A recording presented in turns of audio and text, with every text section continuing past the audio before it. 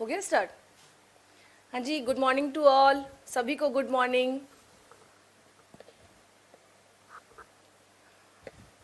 आ जाएं सभी लोग, क्लास स्टार्ट हो गई है आप लोगों की। गुड मॉर्निंग, मैं शाजिया, आस्था आईएएस में आप सभी का आज स्वागत है। आ जाएं। Good morning Shekhar, Priya, Shivani, Nazim, Neeraj. Yes, good morning. सुप्रभात आप सभी को। हाँ जी, यस, गुड मॉर्निंग। अच्छा हाँ, जैसा मैंने आप सबको बताया, good morning, good morning. Manila, Manila आपका नाम बहुत अच्छा है, बहुत डिफरेंट नाम है। अक्सर मैंने ये नाम कम ही सुनने को मिलता है। यस, अच्छा नाम है ये काफ़ी। गुड मॉर्निंग सत्यम। भाई जितने बच्चे हैं, जितने स्टूडेंट हैं, आप सभी को गुड मॉर्निंग। हाँ, सबका स्वागत है इस क्लास में। वनीला। नहीं नहीं, नाम अच्छा है इनका, काफ़ी थोड़ा डिफरेंट है। खुशी, यस। हाँ, Deep Shikha, good morning, good morning. Yes, सबका स्वागत है बिहार स्पेशल की क्लास में। मैं शाजिया। यस, मुझसे किसी स्टूडेंट ने पूछा कि मैम आपका पूरा नाम क्या है। भाई मेरा पूरा नाम है शाजिया शकील हैदर। ठीक है, वैसे शाजिया मैम के नाम से जानी जाती हूँ। हाँ, तो नाम जो है हमारा थोड़ा क्या है, लंबा है, सिर्फ इसलिए शाजिया मैम के नाम से जानी जाती हूँ। Yes, good morning, good morning, सबको गुड मॉर्निंग। आ जाएं सभी लोग। और हाँ, ये आप लोगों को मैं बता दूं कि जो आज जो है कल, आज है आपकी बिहार स्पेशल की सेकेंड लास्ट क्लास है। जैसे मैम आपको हाइट है। अच्छा, क्या, अच्छा, क्यूट है लिख रही हैं। Okay okay, thank you so much.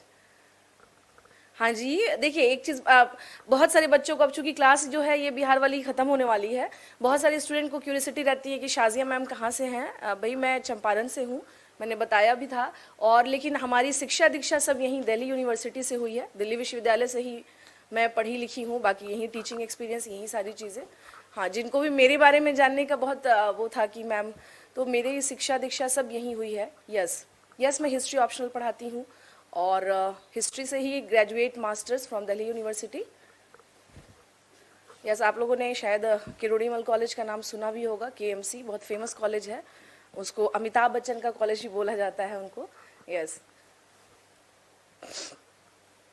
वो वहीं से पास आउट है। हाँ, शुरुआत हो चुकी है। आप लोगों ने पढ़ा होगा कि टेम्परेचर क्या हो चुका है, यहाँ पर बढ़ चुका है। चलिए यहाँ पर अच्छा, जिनका भी हिस्ट्री ऑप्शनल है उसके लिए डोंट वरी अबाउट दैट, क्योंकि मैं हिस्ट्री ऑप्शनल की ही मतलब मैं हिस्ट्री की ही टीचर हूँ। मैं, देखिए, मैं टीचर हूँ, रिसर्च है, अब समझिए मैं लेक्चरर हूँ मैं पूरी तरह से। यस, हाँ, यस, मैं आई एम लेक्चरर। मुझे, मैं जैसे आपके सामने हूँ, आई एम ए टीचर और मैं लेक्चरर हूँ, आप देख ही रहे हैं। ठीक है, चलिए अब आते हैं, कम टू द टॉपिक। अब कुछ टॉपिक पे बात कर लें। आज जितने भी स्टूडेंट हैं ध्यान से सुन लीजिएगा। This is your second last class of Bihar, यानी बिहार का कल आपका जो बिहार स्पेशल की जो क्लास है वो फिनिश हो जाएगी कल। तो आप लोगों को करना क्या है, एक टास्क मैं दे रही हूँ आप लोगों को। आज तो मैं जितना पढ़ाना है वो पढ़ा दूंगी, बट आपको करना क्या है, कल कल जो है आपको क्या करना है। नहीं, अब हम तैयारी करवाते हैं गौरव, ठीक है ना, हम लोग तैयारी करवाते हैं। ठीक है, टीचर पढ़ने लग जाएगा तो वो तैयारी, बच्चे स्टूडेंट तैयारी कहाँ से करेंगे फिर। ठीक है, हाँ, जिनको भी हिस्ट्री ऑप्शनल पढ़ना हो, मैंने पहले ही बता दिया है कि मैं हिस्ट्री की ही टीचर हूँ। तो आप लोगों में से जो भी लोग हैं, तो आप लोग कृपया करके मैनेजमेंट में बात कर लेंगे, या जो भी बेहतर लगे आप लोग बात कर लीजिएगा, कोई समस्या की बात नहीं है। बाकी आस्था आईएएस हर जगह आपको हेल्प करने के लिए है ही, कहीं दिक्कत नहीं आएगी। आर कुमार सर के द्वारा जितना भी है आपको सपोर्ट किया जा रहा है। और मैं आपको एक बात बताऊं, ये सच में ये बहुत बड़ी बात है। मैं कई जगह देख रही हूँ कि बिहार स्पेशल की क्लास चल रही है, लेकिन वो क्वालिटी, वो गुणवत्ता नहीं है, ना कोई इतना ज़्यादा समय दे रहा है कि पूरा का पूरा टॉपिक आप बहुत डीप में पढ़ाइए। इतनी छूट कहीं नहीं है जितना आस्था आईएएस में है, जितना आप आसानी से यहाँ पर आप पढ़ा पा रहे हैं। क्यों? क्योंकि कहीं ना कहीं से सर कॉपरेट कर रहे हैं, है ना। आर कुमार सर का ये कॉपरेशन है आप लोगों के लिए। यस, क्योंकि मैं देख तो रही हूँ, हम लोग भी तो यही देख रहे हैं, ठीक है। हाँ हाँ बोलिए। आधा हाँ जी, क्या बोल रहे थे? हाँ बिल्कुल, मैं तो कह तो रही हूँ कि आप लोग को जिनको भी हिस्ट्री ऑप्शनल पढ़ना है, वेलकम, स्वागत है आपका। और मैं यही हूँ अस्थायी, इसमें कोई समस्या की बात नहीं है। एक चीज़ मैं आप लोगों से कहती, आप लोगों को टास्क मैंने दिया है, टास्क ये है जो रेस्ट टॉपिक का मतलब ये हुआ कि जो भी टॉपिक आपको लगेगा कि जो बच गए हैं, ठीक है ना, बच गए इन द सेंस बचा वैसे नहीं है, छोटे छोटे कोई ऐसे आपको लग रहा हो कि मैम ये कुछ चीज़ें जो हैं रह गई हैं, अगर आपको ऐसा लगे, वैसे बचना नहीं चाहिए, ठीक है। लेकिन आप लोग करेंगे क्या, आप लोग इसका टॉपिक बनवा लेंगे या लिख लेंगे कहीं पे, कल मुझे बता दीजिएगा, वो भी साथ के साथ कल कल ही कवर हो जाएगा। कल अगर थोड़ा सा क्लास थोड़ी लंबी चलेगी तो आप एडजस्ट कर लीजिएगा, क्योंकि कल इसको फिनिश कर देना है, ठीक है ना। हाँ जी, जूम वाले आवाज नहीं आ रही है? अच्छा, बुक जानना चाहते हैं, देखिए अभी तो आप लोग भी देख रहे हैं। हाँ, किसके लिए चाहिए बुक? हाँ जी, बुक किसके लिए पढ़ना चाहते हैं ये भी बता दीजिए ना। हिस्ट्री के लिए, अच्छा। तो हिस्ट्री में ये बताइए मुझे कि फॉर प्रीलिम्स, बीपीएससी प्रीलिम्स के लिए पूछ रहे हैं आप? बीपीएससी प्रीलिम्स के लिए पूछ रहे हैं क्या, या फिर नॉर्मल पूछ रहे हैं कि मैम हिस्ट्री के लिए कोई बुक? देखिए, अगर हिस्ट्री की अगर बात करें, नॉर्मल जितने भी स्टूडेंट हैं आप लोगों को मैं बता देती हूँ, एंशियंट अगर अपना अच्छा करना है या आप लोग चाहते हैं कि इसके डेप्थ में थोड़ा सा नॉलेज अगर जाने या फिर समझे, तो बहुत अच्छी किताब है झा एंड श्रीमाली। झा एंड श्रीमाली बहुत अच्छी बुक है, अगर इतिहास का ज्ञान बढ़ाना है तो। ये मैं बीपीएससी स्पेशल नहीं बता रही हूँ, सिर्फ इतिहास के लिए। झा एंड श्रीमाली अच्छी बुक है। आप आ जाइए मध्यकालीन में, अगर हम बात करें तो मध्यकालीन में Satish Chandra one of the best book, आपको काफी कुछ इनसे पता चल जाएगा। और डेप्थ में नॉलेज जाना है तो आप एससी वर्मा देख सकते हैं, ठीक है ना। बट ये गाथा है, 2 वॉल्यूम में आने लग गई है। आधुनिक भारत के बारे में बात करें, हाँ, आधुनिक भारत के बारे में बात करें तो बिपिन चंद्रा लोग, आप इसको इनको पढ़ सकते हैं, काफी अच्छी बुक है इनकी, बिपिन चंद्रा। इसके अलावा आधुनिक भारत में 2-3 बुक और है, जैसे कि शेखर बंदोपाध्याय, आप चाहें तो इन्हें भी देख सकते हैं। एक अच्छा डिफरेंट जो पर्सपेक्टिव्स है वो आपका क्या होगा, तैयार होगा। शेखर बंदोपाध्याय इनकी किताब है। और अगर बात करें तो इनमें सुमित सरकार, तो ये कुछ अच्छी बुक है जो आप क्या कर सकते हैं, पढ़ सकते हैं, ठीक है ना। ये कुछ अच्छी बुक, अगर आपको हिस्ट्री के लिए ज्ञान अर्जन करना है तो ये एक अच्छी बुक है। रेस्ट इसके अतिरिक्त बात करें, अगर आप लोग वनडे के लिए बात कर रहे हैं कि मैम वनडे एग्जाम के लिए अगर हम लोग को कौन सी बुक पढ़नी चाहिए, तो एस के पांडे भी ठीक है, इनको आप देख सकते हैं। वनडे के पर्पज से मैं बता रही हूँ, अगर जो एग्जाम आपका रहता है, जैसे फॉर प्रीलिम्स हो गया, हिस्ट्री में आपको ठीक करना है अपना नॉलेज, तो आप इनको देख सकते हैं।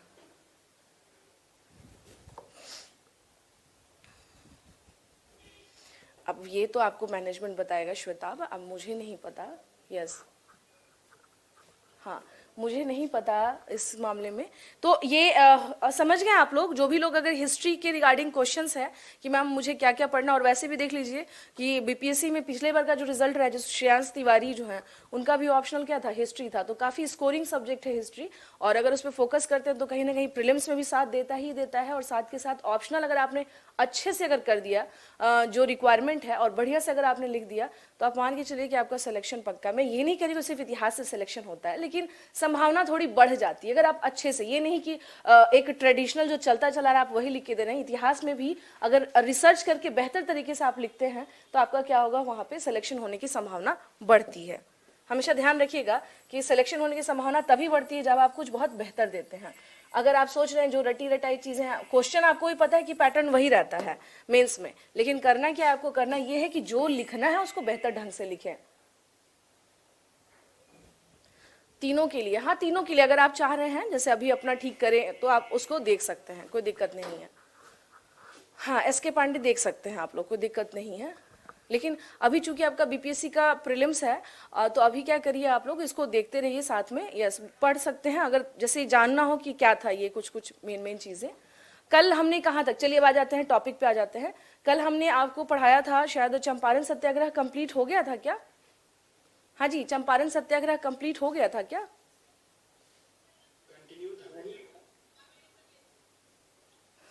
नहीं कम, अच्छा, राजकुमार शुक्ल। चलिए, सतवरिया और क्या कहते हैं, मुरली भरा हुआ मिला आप लोगों को? सतवरिया और मुरली भरा हुआ, ये मिला आप लोगों को? ये एक ही है, ठीक है ना, ये एक ही है, इस पे ज्यादा दिमाग नहीं लगाना है।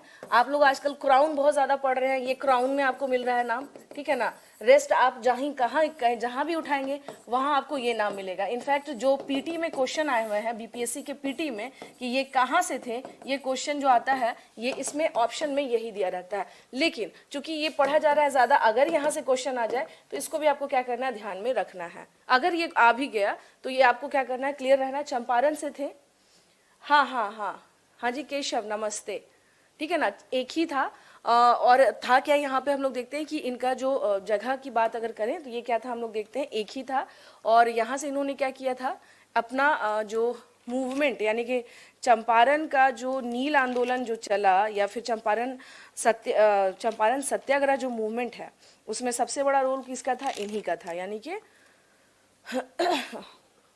अब आते हैं हम लोग गांधी जी पे, ठीक है ना। अब हम लोग आएंगे क्या, एक ही है इसलिए ज्यादा कंफ्यूज नहीं होना। अगर कभी एग्जाम के क्वेश्चंस आ जाएं तो आपको करना क्या है, इसमें क्या कहते हैं, ज्यादा कंफ्यूज बिना हुए आपको करना क्या है कि आराम से, ठीक है। चलिए यहाँ पर नेक्स्ट आते हैं। बिहार के इतिहास में अगर हम लोग बात करें, हाँ, बिहार के इतिहास में हम लोग अगर बात करें तो हम लोग क्या बात करते हैं यहाँ पर, कि मैंने कल बताया था कि किस प्रकार से गांधी जी से ये लोग कहाँ पर मिले थे, 1916 में लखनऊ अधिवेशन में, कांग्रेस के लखनऊ अधिवेशन में इन लोगों की मुलाकात हुई थी, किससे, गांधी जी से। और वहाँ पर हुआ क्या था, वहाँ पर हुआ यह था कि इन लोगों ने रिक्वेस्ट किया था कि आप आइए और आकर के हमारे यहाँ का जो समस्या है, जो किसानों से संबंधित जो प्रॉब्लम है उसे देखिए। कल मैंने ये भी बताया था, तिनकठिया सिस्टम था, तिनकठिया सिस्टम की वजह से वहाँ के किसानों की स्थिति क्या थी, काफ़ी ज़्यादा दयनीय हो चुकी थी। तो ये भी एक बहुत बड़ा रीज़न था। और एक चीज़ आपको और बता दूं, गांधी जी कहते हैं ना, गांधी जी का भारत में जो पहला मूवमेंट हुआ वो कौन सा आंदोलन था, वो था चंपारण सत्याग्रह। वो कौन सा मूवमेंट था, चंपारण सत्याग्रह, चंपारण सत्याग्रह, ठीक है ना, चंपारण सत्याग्रह। इसलिए तो कहा जाता है कि दुनिया में कोई किसी जगह को जाने ना जाने, चंपारण ऐसी जगह है कि सुनते के साथ ही होता है, अच्छा गांधी जी, मतलब चंपारण का मतलब ही हो जाता है क्या, गांधी जी। हाँ, तो इसको क्या करना है, थोड़ा सा ध्यान रखना है कि ये जो जगह है चंपारण, तो इस जगह पे गांधी जी ने जो आंदोलन चलाया, एक तो सबसे पहली बात ये कि यहाँ पर जो कृषकों के लिए, यानी गांधी जी का जो फर्स्ट मूवमेंट ही हुआ वो किसके लिए हुआ था, वो कृषकों के लिए हुआ। कल मैंने बताया था अमित कि आप अगर एक बीघा, बीघा समझते हैं, हाँ जी, बीघा समझते हैं, बीघा, हाँ, तो एक बीघा जो होता है बिहार में, इनफैक्ट कहा जाता है ना कि इसके पास 10 बीघा खेत है तो बहुत अमीर है, कहा कहते हैं या नहीं कहते हैं, जिसके पास जितना बीघा में खेत होगा वो क्या कहलाता है, वहां पे अमीर कहलाता है, बिहार में कहलाते हैं ना, कि भाई इनके पास 10 बीघा जमीन है, बहुत जमीन हो गया इनके पास। अगर वो जमींदार की कैटेगरी में आएंगे तो 50 बीघा से ऊपर जाएगा, अगर इतना ज्यादा। तो बीघा जो होता है, यानी ये था कि अगर एक बीघा, जैसे मान लीजिए ये एक बीघा है, एक बीघा में ये क्या है कि आपको 3 कट्ठे पे कम से कम क्या करना है, 3 कट्ठा। आजकल जो चलने लगा है, जैसे आप शहरों में जो जमीन लेते हैं वो कट्ठा पर लिया जाता है।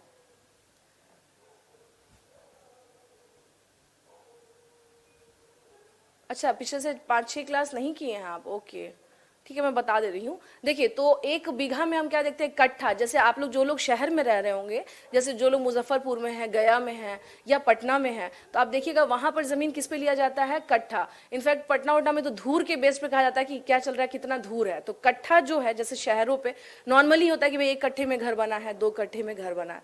यहाँ आ जाइए दिल्ली साइड में तो यहाँ बीघा को कहता है लोग किला। यहाँ पे कितने किले इनके क्या है, जमीन है, मतलब स्पेशली दिल्ली और हरियाणा के बेल्ट में यहाँ किला बोला जाता है। तो खैर आपको किले से मतलब नहीं है, आपको कट्ठे से, आपको 3 कट्ठा से समझना है। एक बीघा के 3 कट्ठे पे क्या करनी है, आपको नील की खेती करनी होती थी, आपको नील की खेती करनी होती थी, नील की खेती करनी होती थी। और ये क्या था, ये मैंडेटरी था, मैंडेटरी था, ये क्या था, मैंडेटरी, इट वाज मैंडेटरी और कंपलसरी, ठीक है ना। ये क्या था, ये अनिवार्य था, अनिवार्य था। इसको करा कौन रहे थे, इसको नीलहे साहब, नीलहे साहब मैंने कल ही बताया था कि जो अंग्रेज जो हैं जो नील की खेती करवाते थे उन्हें कहा जाता था नील्हे साहब। नील की खेती जो लोग करवाते थे उन्हें क्या कहा जाता था? नील्हे साहब। जो नील की खेती करवाते थे, ठीक है ना। तो इसे यानी कंपलसरी मैंडेटरी था, और इसका जो रिजल्ट निकल कर आया, रिजल्ट इन द सेंस कि इसका जो परिणाम था, इसके अगर हम लोग रिजल्ट के बारे में बात करें, परिणाम ये था कि कृषकों की स्थिति क्या हो चुकी थी? दयनीय हो चुकी थी। कृषकों की स्थिति क्या हो चुकी थी? दयनीय हो चुकी थी, ठीक है ना। कृषकों की स्थिति क्या हो चुकी थी? बहुत ही दयनीय या वर्स्ट हो चुकी थी,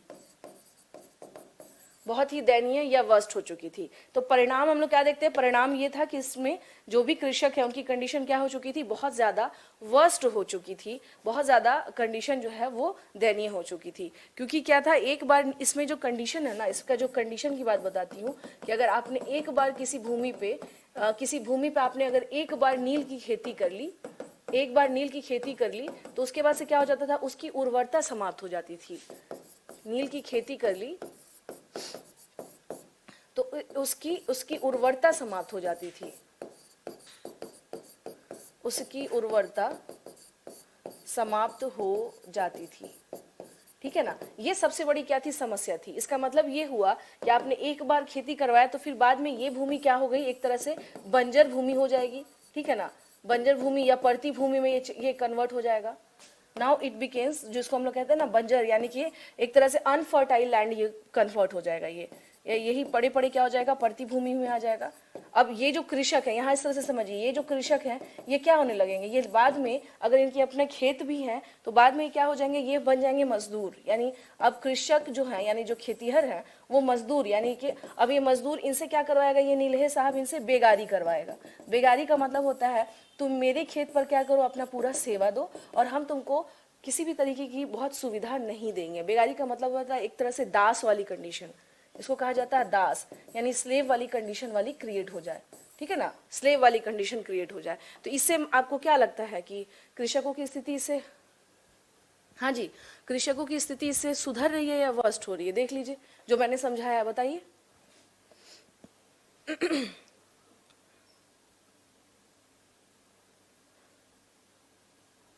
हाँ जी बताइए, इससे कृषकों की स्थिति, इसमें आपको समझ में आई बात? यानी यही कृषक, जैसे मान लीजिए हमारे पास अभी खेत है, लेकिन हमने क्या किया? हमने नील की खेती करवा दी, मेरे ज़मीन की उर्वरता समाप्त हो गई। अब जब उर्वरता समाप्त हो गई तो फिर हम करेंगे क्या? क्योंकि उस टाइम पे कोई इंडस्ट्रियल रेवोल्यूशन तो हुआ नहीं था, या बहुत सारे ऑप्शन या विकल्प तो नहीं थे कि भाई किया क्या जाएगा। आप आज ही देखिए ना, कोरोना की वजह से बहुत सारे मजदूर जो प्रवासी जो यहाँ से पलायन करना पड़ा, उनकी क्या स्थिति हो गई। जब आज 21वीं सदी में हमारे यहाँ ये कंडीशन है कि आज भी लेबर्स जो हैं उनके पास बहुत विकल्प नहीं है, मतलब बड़े शहरों में ही वो काम कर सकते हैं। अगर अपने यहाँ जाएंगे तो वहाँ पर क्या है, छोड़िए ज़्यादा दूर जाने की बात नहीं है, बिहार से ही जब झारखंड अलग हुआ तो हमारे पास कहा गया ना कि बिहार की स्थिति दयनीय कब हो गई? बिहार में गरीबी क्यों बढ़ गई? बढ़ने का एक बहुत बड़ा कारण है कि जो बहुत रिच जो लैंड था, जैसे मिनरल्स, आयरन्स, वो सब क्या चले गए? कहाँ चले गए? झारखंड में। बिहार के पास क्या बचा सिर्फ बाढ़ भूमि। यानी हम हर साल क्या होता है, कोसी नदी से बाढ़ आता है, गंडक नदी से बाढ़ आता है,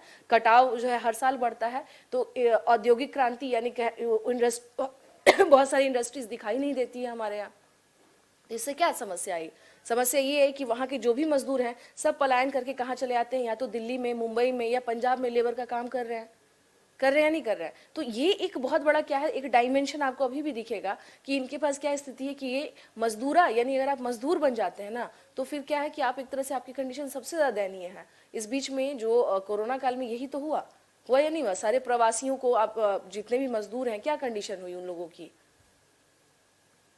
तो ये सबसे दयनीय स्थिति। यानी अगर आप बेगारी पे आ गए, यानी आपका कहीं ना कहीं से अगर आपका जो साधन है, जीविका का साधन, वो समाप्त कर दिया गया, तो उससे क्या होगा? वो बेगारी करेंगे। और उस टाइम के जो नील्हे साहब थे, जो अंग्रेज थे, वो उनका जो टेंडेंसी ही यही था कि किसी भी हालत में क्या करो, मीन्स खासतौर से इंडियंस को उस तरीके का वैल्यू ही नहीं देना कि आप एक ह्यूमन बींग हैं। बाद में ये दुनिया में एक मूवमेंट चला कि भाई हम सब क्या है, ह्यूमन बींग है, और ह्यूमन बींग को ह्यूमन बींग की तरह ट्रीट करें, जानवर की तरह ट्रीट नहीं करना चाहिए, ठीक है। तो अंग्रेज बेसिकली अपनी क्रूरता के लिए जाने जाते थे, ठीक है। अब आ जाइए, हम देखते हैं अब गांधी जी की यात्रा, ठीक है। गांधी जी की यात्रा। आपको बता दूं 1917 के बाद से भारत में जो भी मूवमेंट चले, यानी 1917 से लेकर के 1942 तक, आप मान लीजिए ये पूरा एरा क्या कहा जाता था? Gandhian era. ये पूरा एरा किस किस नाम से जाना जाता था? This era is known as, या this era is known as Gandhian era.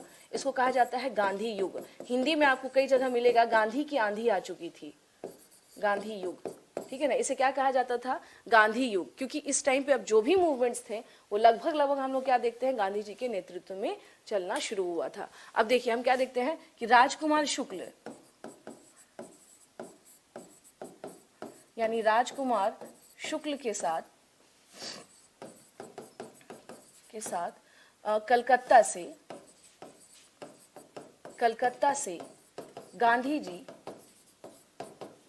से गांधी जी कहाँ पहुंचे? चले थे ये कलकत्ता से गांधी जी 9 अप्रैल 1917 को चले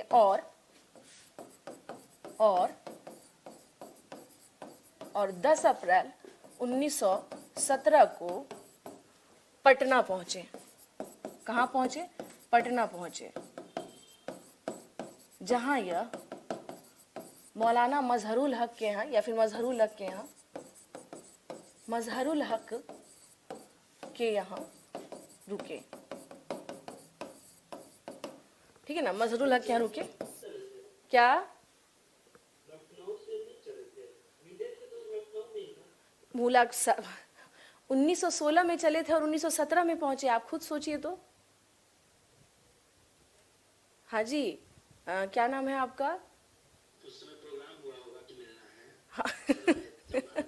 समझ में आई बात। अब आप खुद सोचिए कैसा सवाल आपने किया कि मैम 1916 में मिले थे तो ये पहुंचे होंगे 1916 से चल के 1917, एक साल गांधी जी को लग गया चंपारण आते आते। ऐसा नहीं है, ठीक है, ऐसा नहीं है, इतना साल नहीं लग जाता है।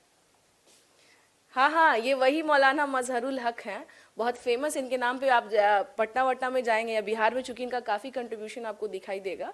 कुछ लीडर्स जो बिहार के जो बहुत ज़्यादा क्या है फेमस रहे हैं भारतीय स्वतंत्रता आंदोलन के दौरान, जैसे ब्रजकिशोर प्रसाद हो गए, ठीक है ना, आपको अनुग्रह नारायण सिंह हो गए, फिर ये मजहरुल हक हो गए। ये लोग क्या थे? ये लोग काफ़ी ज़्यादा चर्चित थे। हाँ जी, जिनका क्वेश्चन था समझ गए ना आप लोग। यहाँ निमंत्रण दिया गया था, यानी आमंत्रित किया गया था, आप आइए, इनविटेशन दिया गया था। क्या नाम था जी आपका जो पूछ रहे थे क्वेश्चन? इनविटेशन दिया गया था, ठीक है। और 1917 में ये इनके साथ यहाँ से चले, यानी कलकत्ता से गांधी जी के साथ मिले, और ये 10 अप्रैल को कहाँ पहुंचे? तो इट मीन्स आप लिख सकते हैं कि गांधी जी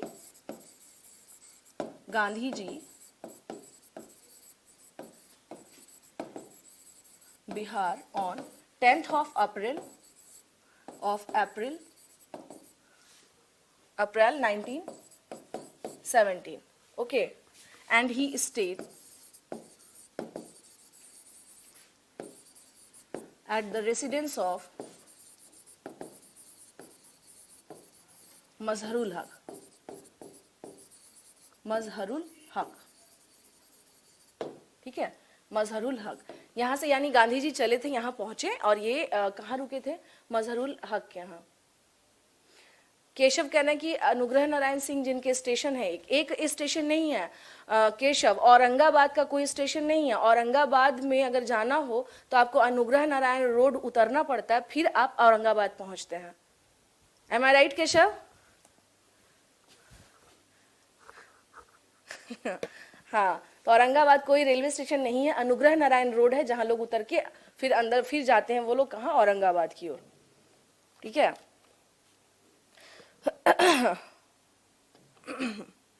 चले थे, और उसके बाद सब आ जाइए।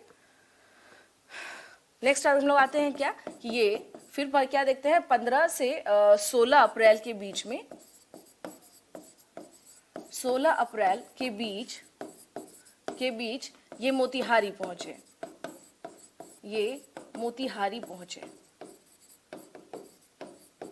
ठीक है ना। ये कहाँ पहुंचे? मोतिहारी पहुंचे। हाँ, ये कहाँ पहुंचे, ये मोतिहारी पहुंचे। तो अब आपको बता दूं यहाँ पे क्या कहते हैं, जो गांधी जी जब यहाँ पहुंचे, यानी कि मेन क्या था, एक तरीके से मेन यहीं पर क्या था मामला कि किस प्रकार से गांधी जी ने यहाँ पर क्या किया था, साथ भी दिया यहाँ पे सबने मिलकर के गांधी जी का। कभी कभी का आपका जैसे क्वेश्चन आ जाता है कि जब गांधी जी यहाँ पहुंचे बिहार मोतिहारी स्पेशल, जब चंपारण जब ये पहुंच गए थे, तो इनके साथ साथ में आप लोग बता सकते हैं गांधी जी के चंपारण पहुंचने में इनके साथ कौन कौन से लोगों ने इनकी चंपारण यात्रा में साथ दी थी, थोड़ा बताए तो। चंपारण यात्रा पर कौन कौन लोग थे गांधी जी के साथ? कौन? कस्तूरबा गांधी और हाँ जी, और कौन लोग थे? मजहरूल हक, राजेंद्र प्रसाद। अच्छा, नहीं, राजकुमार शुक्ल तो होंगे ही होंगे, ये तो ऑब्वियस सी बात है कि राजकुमार शुक्ल इनके साथ में थे। बाकी लोग कौन थे, मैं यही पूछ रही हूँ कि जो रेस्ट ऑफ मेंबर्स थे वो कौन थे, ये बताइए। कि जो साथ में थोड़ा सा दिमाग पर जोर डालें कि इसमें चूंकि क्या है ना, कभी कभी क्वेश्चन आ जाता है आप लोगों का, इसलिए मैं ये क्वेश्चन क्या कर रही हूँ आप लोगों से पूछ रही हूँ। हाँ, कभी कभी क्या होता है, ये क्वेश्चन आ जाता है, दैट्स वाई मैं क्या कर रही हूँ, ये क्वेश्चन पूछ रही हूँ। राजेंद्र प्रसाद तो थे, ये तो श्योर है कि राजेंद्र प्रसाद थे इनके साथ, ठीक है। यस, बिल्कुल सही। अभी इतने देर अनुग्रह नारायण सिंह का नाम आ रहा था, उनका नाम क्यों नहीं दिया किसी ने? हाँ,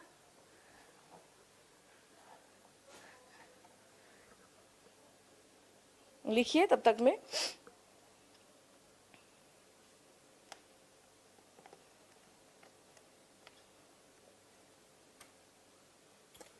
चलिए आते हैं यहाँ पे कि इनके मुख्य सहयोगी कौन थे गांधी जी के। इनके मुख्य सहयोगी, इनके मुख्य सहयोगी चंपारण यात्रा पर, चंपारण यात्रा पर कौन कौन थे? तो आज इनके जो मुख्य सहयोगी की बात करें तो सबसे पहले हम लोग क्या देखते हैं, डॉक्टर राजेंद्र, इनके नाम में तो पहले डॉक्टर ही लगता है, डॉक्टर राजेंद्र प्रसाद, ठीक है। डॉक्टर राजेंद्र प्रसाद हो गए। दूसरे कौन हो गए आपको? मजहरुल हक हो गए।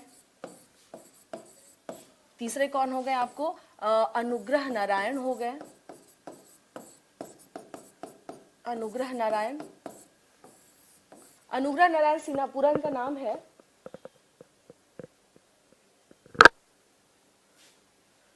अच्छा, बोर्ड का बैकग्राउंड भी नीला है इसीलिए ये याद रहेगा, सही है बिल्कुल।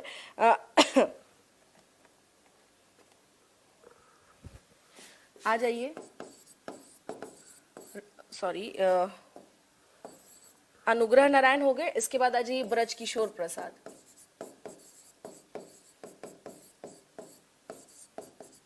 ब्रज किशोर प्रसाद। उसके बाद आप आ जाए यहाँ पे राजेंद्र प्रसाद, मजहरुल हक, अनुग्रह नारायण, ब्रज किशोर प्रसाद। राजकुमार शुक्ल तो थे ही इनके साथ, ये तो ऑब्वियस वाली बात है।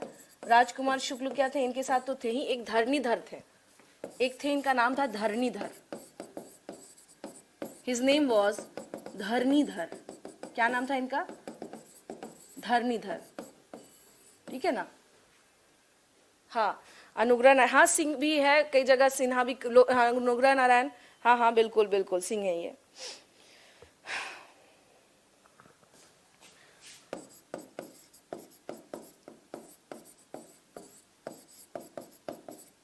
रामनवमी प्रसाद और एक और थे शंभू शरण,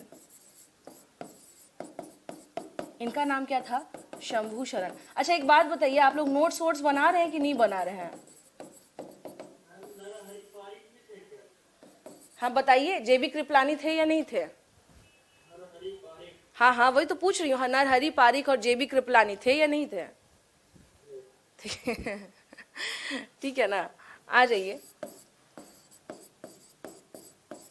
आप लोग नोट्स बना रहे हैं कि नहीं बना रहे हैं? हाँ बना रहे हैं ना, हाँ ठीक है। देखिए खाली बस देख करके सुन करके लिख लीजिएगा ये नाम। वैसे क्या कहते हैं, ये मेन लोग थे जो चंपारण यात्रा पर गांधी जी के सहयोगी थे। ये क्या थे? चंपारण यात्रा पर गांधी जी के मेन सहयोगी थे। अनुग्रह नारायण सिंह ही है, आ जाइए, ठीक है। कोई नहीं, यहां तक तो लिख लीजिए, उसी को रोज़ रिवाइज करते हैं। अब इंटरनेट को बंद कर दिया है। हाँ, क्योंकि फ़ोन उठाने का मतलब है ना बहुत ज़्यादा टाइम क्या होगा, वेस्ट हो जाता है उसमें। फ़ोन उठाने का मतलब ही है बहुत ज़्यादा क्या है, टाइम वेस्ट हो जाता है।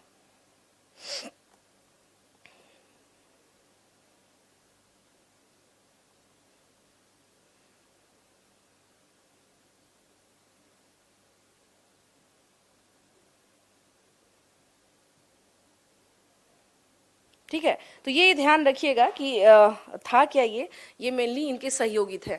इंग्लिश मीडियम वाले ये देख लीजिएगा कि when Gandhi ji reach to Champaran, इनको किस कौन कौन से लोग इनके साथ थे, यानी जो जिन्होंने ज्वाइन किया था इनको, तो आप लिख सकते हैं डॉक्टर राजेंद्र प्रसाद, मजहरुल हक, अनुग्रह नारायण सिंह, ब्रज किशोर प्रसाद, राजकुमार शुक्ल, धरणीधर, रामनवमी प्रसाद, शंभू शरण, नरहरि पारिख एंड जेबी कृपलानी। ये जो क्या थे, इनके साथ में थे। सर्च, अच्छा ठीक है। तो देखिए गांधी जी जब यहाँ पहुंचे थे ना, तो यहाँ पर आपको बता देती हूँ कि यहाँ पे हुआ क्या था। यानी जब यहाँ पहुंचे तो गांधी जी ने अपनी बात रखी कि नहीं, ये जो तिनकठिया सिस्टम है, सबसे पहले तो आप इसे क्या कीजिए, इसे अबॉलिस्ट कीजिए या इसे खत्म कीजिए। हाँ, सबसे पहले क्या कीजिए, इसे अबॉलिस्ट कीजिए या इसे खत्म कीजिए, इसके बारे में बोला गया। हाँ हाँ, तो अब आ जाइए, जब ये मोतिहारी पहुंचे, यहाँ पे अब कुछ चीजें इसको अब सम अप करते हैं। जब गांधी जी कहाँ पहुंचे, जब मोतिहारी पहुंचे, अच्छा, आप लोगों में से कोई मोतिहारी का है क्या? कोई मोतिहारी का है क्या? अच्छा, तो आप मोतिहारी रेलवे स्टेशन के बाहर बत्तख खान द्वार लिखा हुआ है, ध्यान है आपको? कौन है बत्तख खान? नहीं, उसके अलावा उनकी हिस्ट्री क्या है? नहीं पता। देखिए गांधी जी जब यहाँ पहुंचे थे ना चंपारण यात्रा में, इसकी हिस्ट्री आपको बता देती हूँ, बहुत इंटरेस्टिंग हिस्ट्री है। जब गांधी जी चंपारण पहुंचे थे तो हुआ क्या था कि वहाँ का जो ब्रिटिश अधिकारी था, जैसे कि एडवर्ड गेट, आपने नाम सुना होगा, उसने ही बुलाया था गांधी जी से गांधी जी को मिलने के लिए। तो हुआ क्या था कि वहाँ पर, यानी उसके यहाँ नौकर के रूप में कौन थे, बत्तख खां। ठीक है, तो गांधी जी जब मिलने गए तो उनको प्रॉपर जहर देने का उपाय किया गया था कि इनको कुछ ऐसा दे दो कि ये यहीं पे क्या हो जाए, इनकी कहानी यहीं खत्म हो जाए, क्योंकि ये पॉपुलर तो थे ही। तो हुआ क्या कि जब वो चीजें, यानी जो शरबत या जो भी उनको बढ़ाया गया, तो बत्तख खां साइड में खड़े थे, उन्होंने इशारा किया गांधी जी को कि मत पीजिए। ठीक है, और ये चीज राजेंद्र प्रसाद देख रहे थे, साथ में राजेंद्र प्रसाद भी थे। जब उन्होंने देखा ये चीज तो गांधी जी समझ गए कि इसका मतलब इसमें कुछ ऐसा है, क्योंकि ये मूवमेंट, ये भाई तिनकठिया सिस्टम से लॉस किसको होता, अगर ये समाप्त होता तो अंग्रेजों को लॉस होता। ठीक है, और किसी भी, वो इतने पावरफुल थे ब्रिटिशर्स, थे वैसे भी किसी को बहुत ज्यादा नहीं समझते थे, तो वो तो कोशिश करते ही कि गांधी जी को किसी तरह से मार दिया जाए, मतलब डायरेक्ट वे में नहीं मार सकते, इनडायरेक्ट वे में ही कुछ ऐसा करे, इवन की तबीयत बिगड़ गई, इनकी डेथ हो गई। तो बत्तख खां ने प्रॉपर उनको सपोर्ट कर दिया, यानी इशारा कर दिया कि मत पीजिए। तो जब गांधी जी ने नहीं पिया तो राजेंद्र प्रसाद ने ये बात चीजें देखी थी। हुआ क्या, जब आजादी मिल गई हम लोगों को, तो राजेंद्र प्रसाद ने एक बार मोतिहारी की यात्रा की थी। जब उन्होंने यात्रा की तो बत्तख खां उनको देख रहे थे, यानी वो भी गए थे मिलने के लिए। तो राजेंद्र प्रसाद को याद था कि वो वही बत्तख खां हैं जिनसे गांधी जी की मृत्यु होते होते बच गई थी, तो बहुत थैंकफुल थे। फिर उसके बाद से तुरंत राजेंद्र प्रसाद ट्रेन से ही वो फिर बाहर आए और आकर के बत्तख खां को पूरा सम्मान दिया और बताया कि इनकी वजह से एक बहुत बड़ी घटना होते होते बच गई थी, इसीलिए उनके सम्मान में बत्तख खां द्वार जो आप देखा है ना आपने, रखा गया। समझ गया? हाँ जी, पता चल गया उनकी कहानी? अच्छा ठीक है, तो यही है, यही वजह है कि उनका क्या है, उनकी एक बहुत ज्यादा क्या है, उनका जो इम्पोर्टेंस है बत्तख खां का। यस, क्या कह रहे हैं?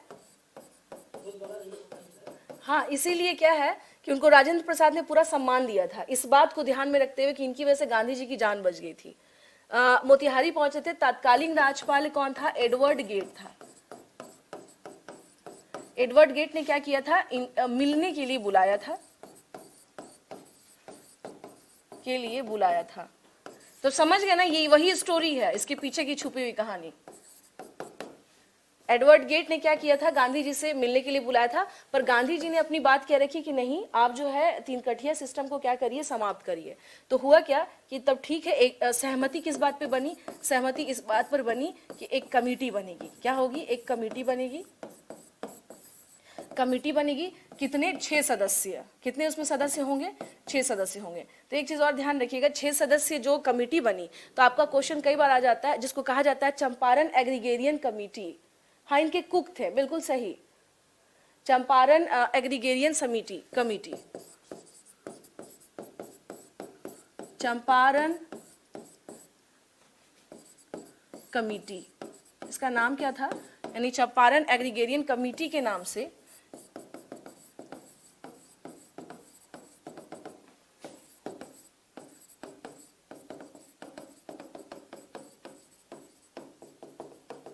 कमेटी, ये कमेटी बनी थी, ठीक है। और ये कितने, 6 मेंबर की क्या थी, ये कमेटी थी। इस कमेटी में कौन थे, इस कमेटी में गांधी जी भी थे।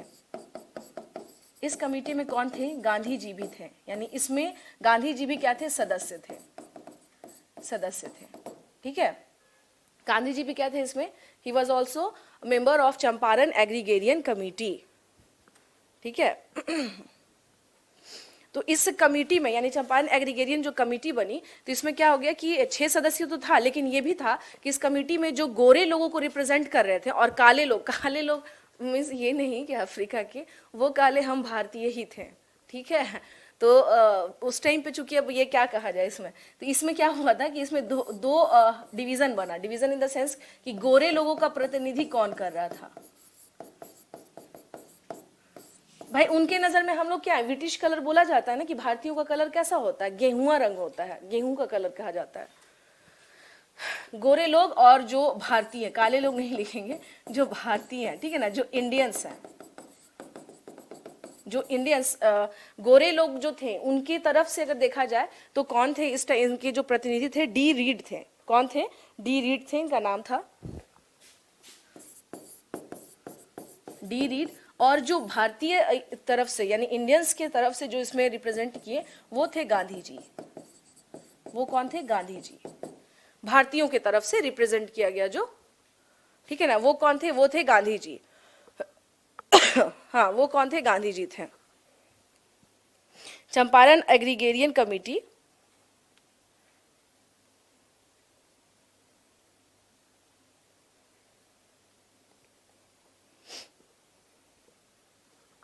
Agrarian committee.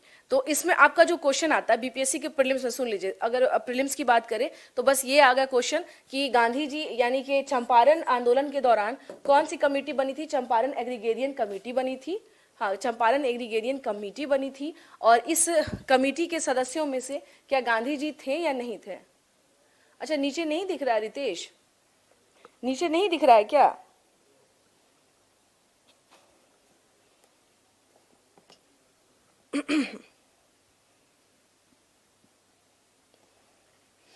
ठीक है, तो इस प्रकार से हम लोग क्या देखते हैं कि ये जो कमेटी बनी, अब इस कमेटी के बारे में बात करें तो गांधी जी ने प्रॉपर जो इसमें रिपोर्ट, जो एक स्ट्रॉन्ग रिपोर्ट के तौर पे इसमें जो आया, वो ये था कि फर्स्टली आपको क्या करना है, जो इसके रिपोर्ट के बारे में बात करें तो ये था कि आप क्या करिए, इसमें सबसे पहले तो 3 कठिया सिस्टम को समाप्त कीजिए। 3 कठिया सिस्टम को, 3 कठिया पद्धति को या प्रणाली को, पद्धति की समाप्ति। तो इसका आउटपुट क्या रहा, यानी इसका कंक्लूजन क्या रहा, इसका कंक्लूजन यानी निष्कर्ष क्या रहा, इसका निष्कर्ष ये रहा कि 3 कठिया सिस्टम को समाप्त करना पड़ा। दबाव इतना ज्यादा बन चुका था कि 3 कठिया प्रणाली को समाप्त करना पड़ा, प्रणाली को समाप्त करना पड़ा, समाप्त करना पड़ा। अब यहाँ पर कुछ चीजें, कुछ बात और बता देती हूँ। जैसे गांधी जी जब चंपारण यात्रा पर गए तो इन्होंने यहाँ पर 2, हाँ, तो उन्होंने एग्रेरियन कमेटी के अध्यक्ष के बारे में आप बोल रहे हैं ना कि उसमें और भी मेंबर्स हैं, अगर वो भी लिखना है तो लिख लीजिए। एग्रेरियन कमेटी, अगर ये भी लिखना है तो लिख लीजिए कि अध्यक्ष की बात कर रहे हैं ये।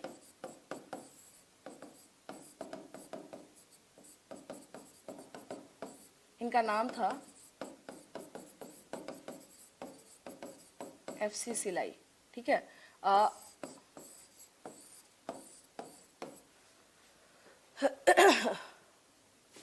ठीक है, हाँ हाँ मैं लिख दूंगी, इसमें कोई समस्या की बात नहीं है।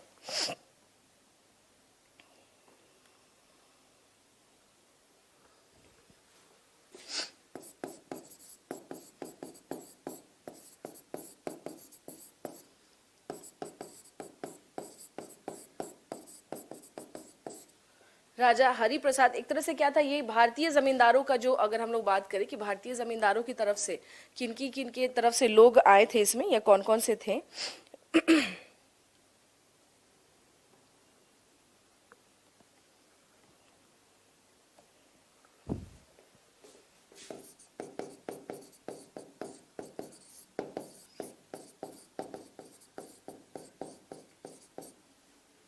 रीड, एलजी अदामी, Raja Hari Prasad, Narayan Singh, DJ Reid, yes DJ Reid, और उसके अलावा अगर हम लोग बात करें तो जी रैनी शामिल थे। जी रैनी शामिल थे, ठीक है। इसमें एक मेंबर गांधी जी हैं, एक मेंबर कौन है, गांधी जी हैं। तब हो गए ना, 1 2 1 2 3 4, ये 5 और ये हो गया 6 सदस्यीय कमेटी थी ये। तो गांधी जी हो गए, एलसी अदानी हो, आदमी हो गए, इनका अदामी नाम था। राजा हरि प्रसाद हो गए, नारायण सिंह हो गए, ये इनका, लेकिन वैसे बता दूं ये बहुत इंपॉर्टेंट नहीं है। इंपॉर्टेंट ये है गांधी जी। गांधी जी के बारे में पूछ लिया जाता है कि ये किसके तरफ से, तो अगर पूछा जाए, हो सकता है मे भी क्वेश्चन आपके लिए ट्विस्ट कर दिया जाए कि भारतीय जमींदारों का या भारतीय जो कृषक हैं उनका प्रतिनिधि के तौर पर कौन थे, ठीक है। तो उसमें गांधी जी थे, इसमें कौन थे, गांधी जी थे। एग्रेरियन कमेटी के बारे में बात कर रहे हैं।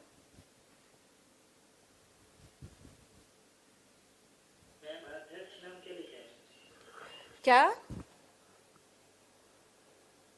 एफ जी सिलाई, एफ जी, रुक जाइए,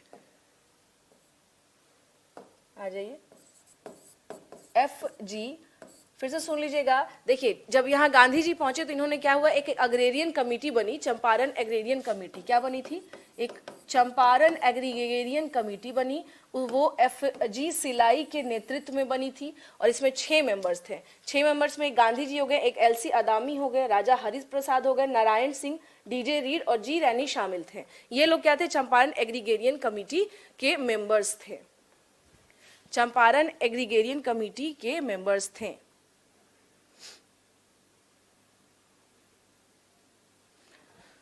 एक क्वेश्चन हो सकता है कभी कहीं आ जाए आप लोगों का कि जब ये चंपारण एग्रीगेरियन कमेटी वाला जो काम चीज चल रहा था, यानी इस अधिनियम को समाप्त करने की बातचीत जब चल रही थी, तो उस दौरान गांधी जी ने रांची की भी यात्रा की थी। और रांची में गांधी जी लगभग 21 दिन रहे थे, ठीक है, लगभग 21 दिन रहे थे। बस ध्यान रखिएगा इतना कि अगर आपसे कभी क्वेश्चन आ जाए कि क्या चंपारण का जो चल रहा था मैटर, ठीक है, तो इसके लिए गांधी जी रांची गए थे। अगर मान लीजिए क्वेश्चन आपका आ गया कभी, तो गांधी जी गए थे रांची, यानी चंपारण सत्याग्रह आंदोलन के दौरान, आंदोलन के सिलसिले में, ठीक है ना, के सिलसिले में गांधी जी कहाँ गए थे, गांधी जी रांची गए थे और 21 दिन रहे थे यहाँ, मतलब 21 दिन यहाँ इनका रहना हुआ था, 21 दिन रहे थे, ठीक है।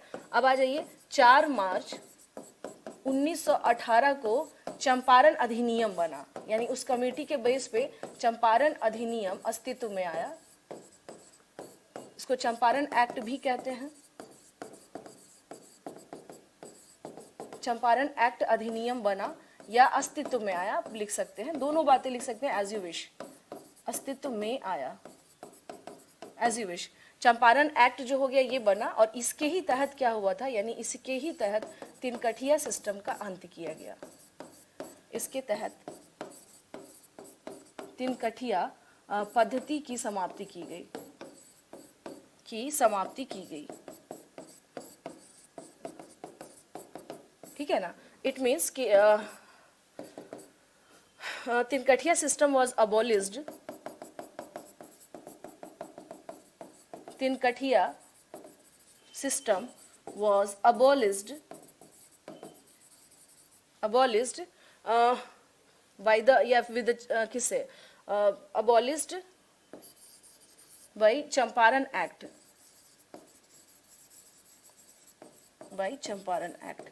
यानी इस एक्ट के द्वारा क्या किया गया था, इस सिस्टम को समाप्त किया गया।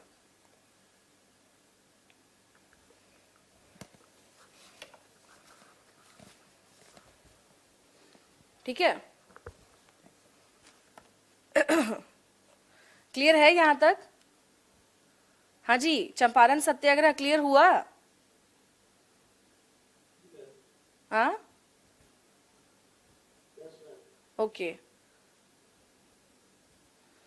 चलिए, तो यही क्या था, ये था बेसिकली हम लोग बात किसके बारे में करते हैं कि कैसे चंपारण सत्याग्रह आंदोलन चला और किस प्रकार से। एक चीज और है, ये मत सोच लीजिएगा कि मैम जो है बहुत मेंस लेवल पे, मेंस लेवल पे नहीं जाकर के पढ़ा रही हूँ मैं, जो प्रीलिम्स में कई बार क्या होता है कि चूंकि ये बहुत फेमस मूवमेंट है ना, तो इसके रिगार्डिंग क्या हो जाता है, क्वेश्चन ज्यादा आने के चांसेस बनते हैं, छोटे छोटे क्वेश्चन भी क्या होते हैं यहाँ पर बन जाते हैं। तो यहाँ पर आपको करना क्या है, कुछ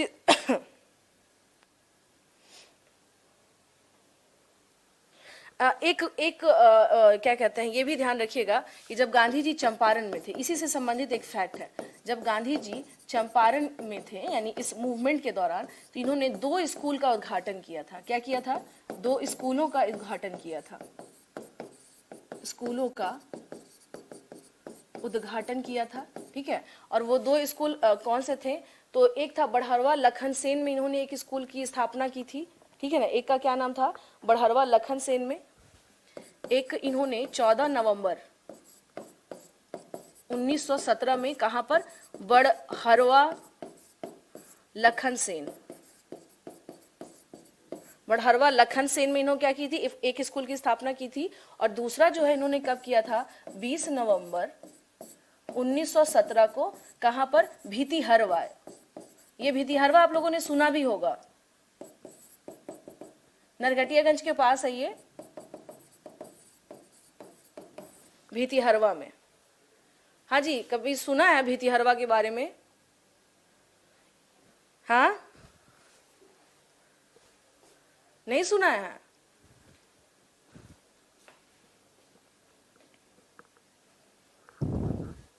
क्या हुआ जी, आप लोग नहीं सुने हैं? आप लोग भीतिहरवा के बारे में? दोनों कहाँ है? चंपारण में ही है, ये दोनों कहाँ है? चंपारण में ही है।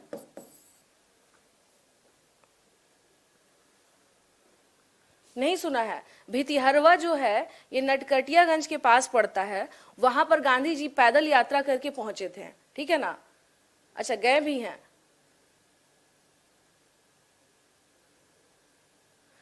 गांधी जी जब ये Harshit, your question is that कि गांधी जी को टाइटल दिया गया था Mahatma title, yes, after the success of Champaran movement Rabindranath Tagore give the title of Mahatma to Gandhi जी।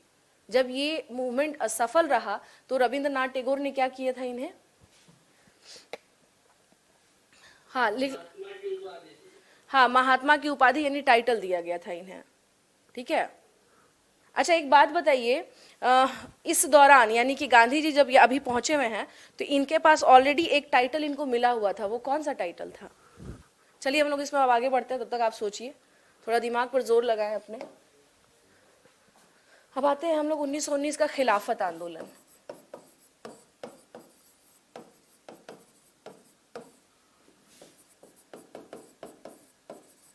खिलाफत आंदोलन, हाँ जी, क्या हुआ?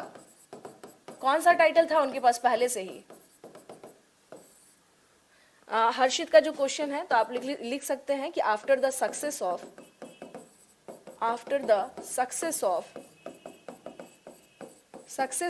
Champaran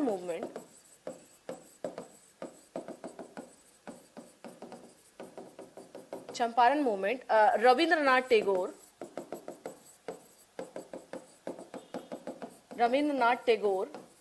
give the title of Mahatma to Gandhi ji. Mahatma to Gandhi ji,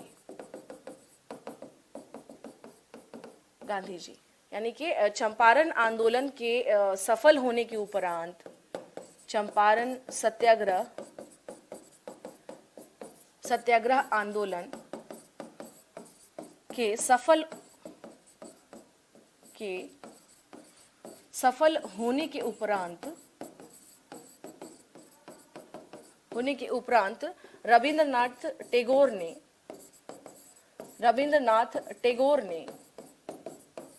ने इन्हें किसकी उपाधि दी थी? महात्मा की।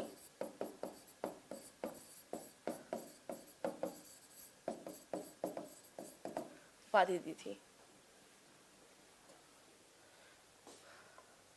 सार्जेंट कैसरे हिंद, यस, कैसरे हिंद की उपाधि दी थी क्योंकि उस टाइम पे जब फर्स्ट वर्ल्ड वॉर चल रहा था तो ब्रिटिश गवर्नमेंट ने ये कहा था, गांधी जी से कन्वे किया था कि आप यहाँ के लोगों को कहिए कि क्या करें, जो आर्मी सेवा हमारे यहाँ है उसमें क्या करें, अपना योगदान दे, क्योंकि ऑलरेडी क्या चल रहा है हम लोगों का भी थोड़ा सा तो इससे गांधी जी ने लेकिन ये नहीं सोच के किया था कि हम ब्रिटिशर्स को हेल्प कर रहे हैं। गांधी जी को ये लगा था कि अगर हम इनकी मदद करेंगे तब ये हमारी मदद करेंगे। इसीलिए गांधी जी को फिर बाद में इस फर्स्ट वर्ल्ड वॉर में हेल्प करने के लिए कैसरे हिंद की उपाधि दी गई थी और उनको कई जगह भर्ती करने वाला सार्जेंट भी बोला गया है कि इनके द्वारा ही कई लोग क्या हुए थे, ब्रिटिश आर्मी में गए थे अपनी सेवा देने। कटिया प्रणाली खत्म करने के बाद तो किसानों की क्षतिपूर्ति के लिए कुछ तो राशि रिटर्न किया। क्या है राशि रिटर्न? तो अरे उसमें एक चीज बताइए, जो सिस्टम समाप्त हो गया, सिस्टम समाप्त होने के बाद तो फिर ये सारी चीजें की गई ना कि भाई अब आप जो है उसमें सारा कुछ जो फेवर की बात अगर की जाए तो वो तो जो वहाँ के कृषक हैं उन्हीं के लिए किया गया था। अब उस पे बहुत ज्यादा, सुनिए एक चीज और सुन लीजिए, ध्यान से सुनिए, इसके बाद ना यानी चंपारण मूवमेंट में जितने मैक्सिमम प्रीलिम्स के हिसाब से क्वेश्चन बन सकते हैं वहां तक की सारी चीजें मैंने बता दी हैं। ये अगर आप बात करें कि मैम उसमें जैसे राशि क्या था, कितना राशि कितने मजदूरों को मिला और कितनी क्षतिपूर्ति, इतना नहीं आता है, ठीक है, इतना नहीं आता है। ज्यादा पढ़ेंगे ज्यादा कंफ्यूज हो जाएंगे। तिनकठिया पद्धति समाप्त किससे हुआ? तो चंपारण एक्ट से हुआ। अब उसमें क्षतिपूर्ति के बारे में बात करें तो एक चीज बताइए, लैंड जो इनकी खराब हो गई है वो उसको ठीक थोड़ी ना कर सकते हैं, जो लैंड खराब हुई है उसकी ठीक थोड़ी ना कर सकते हैं। लेकिन ये था, सबसे पहली बात तो ये कि जो जबरदस्ती था वो खत्म किया गया, ठीक है। और उसके अलावा लगान, ये मान के चलिए कि गांधी जी ने जहां जहां मूवमेंट किया है तो लगान का यानी कि जो लैंड रेवेन्यू भी जो लिया जाता था कहीं कहीं पे उसको भी कम करवाया गया। तो ये सारी चीजें यानी कृषकों के फेवर में किया, तभी तो ये टाइटल दिया गया कि गांधी जी को क्या किया गया। चलिए, जब अच्छा काम करते हैं तो विरोध भी होता है, तैयार रहा कीजिए, ठीक है। जब अच्छा का, हाँ मैंने क्या किया कि गांधी जी को कई जगह पे भर्ती करने वाला सार्जेंट भी बोला जाता था क्योंकि उन्होंने फर्स्ट वर्ल्ड वॉर में अपील की थी लोगों से कि आप लोग ज्यादा से ज्यादा सैन्य सेवा में क्या कीजिए, अपनी तरफ से जो है आप क्या करें, सेवा दें इसमें। आइए खिलाफत मूवमेंट पे आते हैं हम लोग। इसमें खिलाफत मूवमेंट की बात करें तो कारण की बात करें हम लोग, ठीक है ना। कारण यानी what was the reason behind the Khilafat movement, what was the reason behind the Khilafat movement. तो इसमें एक चीज ध्यान रखिएगा, जो मुसलमान जो होते थे मतलब उस टाइम के, तो मुस्लिम के जो धर्म, इस साइड शायद नहीं पता चलता है, जो मुस्लिम के धर्मगुरु हुआ करते थे, मुस्लिम के मतलब मुस्लिमों के धर्मगुरु को खलीफा कहा जाता था, खलीफा कहा जाता था। और ये रहते कहाँ थे? ये तुर्की में, यानी ये थे कहाँ पर? तुर्की में मतलब रहते थे ये, ठीक है। It means the religious head of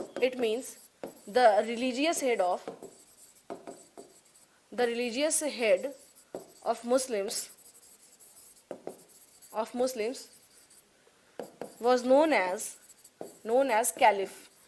English Hindi medium वाले आप भी जान लीजिएगा, खलीफा को इंग्लिश में कैलिफ बोलते हैं, नॉट खलीफा। हाँ, मैंने प्री एग्जाम के लिए सारी चीजें आपको बता दी हैं, A to Z लगभग जितनी चीजें थी वो मैंने बता दी हैं।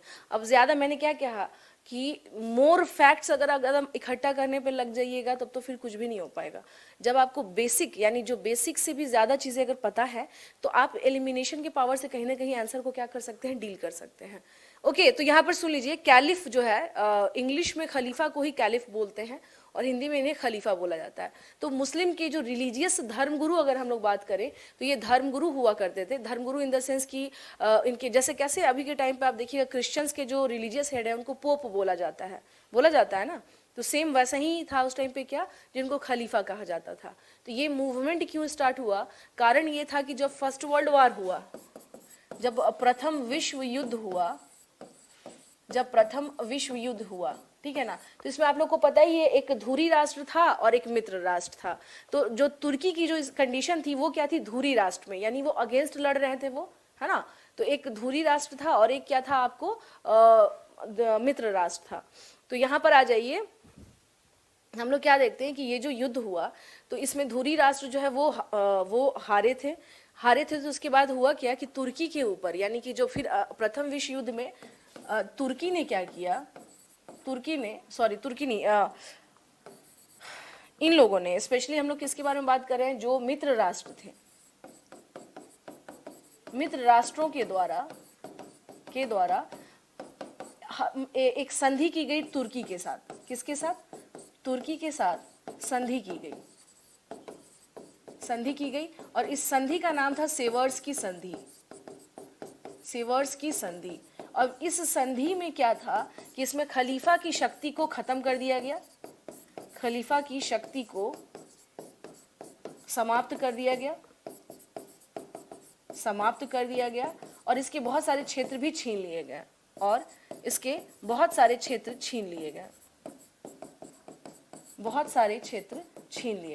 ये बहुत बड़ा रीजन था, ठीक है ना, छीन लिए गए। अब देखिए इसका मतलब ये है कि ट्रीटी ऑफ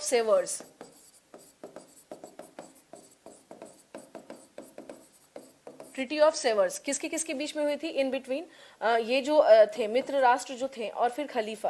तो इसमें जो प्रॉब्लम आया ना कि इन लोगों ने किया क्या था कि जो खलीफा हुआ करते थे उसकी सारी शक्ति क्या कर दी, समाप्त कर दी। तो ये कहीं ना कहीं से खलीफा की शक्ति अगर आप समाप्त करेंगे तो इसको जो लोग अपने धर्मगुरु मान रहे हैं, आप खुद बताइए, जो भी लोग इन्हें अपना रिलीजियस हेड मान रहे हैं यानी धार्मिक हेड मान रहे हैं, तो क्या उस कम्युनिटी में लोग नाराज होंगे या नहीं होंगे। अगर पोप की शक्ति छीन ली जाए या पोप के साथ तो ऐसा कुछ कर दिया जाए जिससे सभी का सेंटिमेंट्स जुड़ा हुआ हो, तो आपको नहीं लगता है कि उससे लोग नाराज होंगे। ज्यादा दूर जाने की जरूरत नहीं है। अभी कल की कहानी है, लक्ष्मी बॉम्ब एक मूवी आ रही थी जिसमें सभी जो संगठन हैं यानी हिंदू धर्म के जो भी भाई लोग हैं उन लोगों ने ये बात कही कि इससे हमारी जो भावनाएं हैं आहत होती हैं, क्योंकि लक्ष्मी जी की हमारे यहाँ पूजा की जाती है। तो इसमें ये नाम जो है बॉम्ब जो जोड़ा गया ये सही नहीं है। तो आखिर हटाना पड़ा कि नहीं हटाया पड़ा, ठीक है, हटाना पड़ा कि नहीं हटाना पड़ा। तो सेम वही बात है कि रिलीजियस मैटर का जो एक मामला होता है ना पूरी दुनिया में, आपको मैं बता दूं, चाहे वो भारत हो, चाहे वो इज इट रैदर हम कह सकते हैं कि Hindu, rather it's Muslim, rather it's Christian, इन सब के सेंटिमेंट्स कहीं ना कहीं क्या हो जाते हैं, जा करके अगर आप कुछ भी ऐसा करते हैं तो वो क्या हो जाते हैं, आहत हो जाते हैं, है ना, आहत हो जाते हैं। तो ये क्या है, समस्या क्या था कि ये तो रिलीजियस हेड ही थे जो खलीफा हुआ करते थे, और एक ज़माने से यानी इस्लाम धर्म के उदय के बाद से जब अब्बासी खलीफा का जो सिस्टम हुआ तो उसके बाद से कंटिन्यूस क्या देखते हैं, खलीफा का चेन बना रहा और यही वो खलीफा थे, यानी इसके बाद तो फिर मामला ही समाप्त हो गया खलीफा का। तो एक तरीके से क्या एक उनकी लिगेसी थी जिसको समाप्त करने की कोशिश की गई। तो जिससे हुआ क्या कि पूरे के पूरे विश्व में, सिर्फ बात भारत की नहीं है, यहाँ एक चीज़ समझिएगा, जो ये खिलाफत आंदोलन हुआ था इसका कारण भारत में नहीं था, इसका कारण भारत में नहीं था। इट मीन्स कि इसका जो रीजन है was not in India,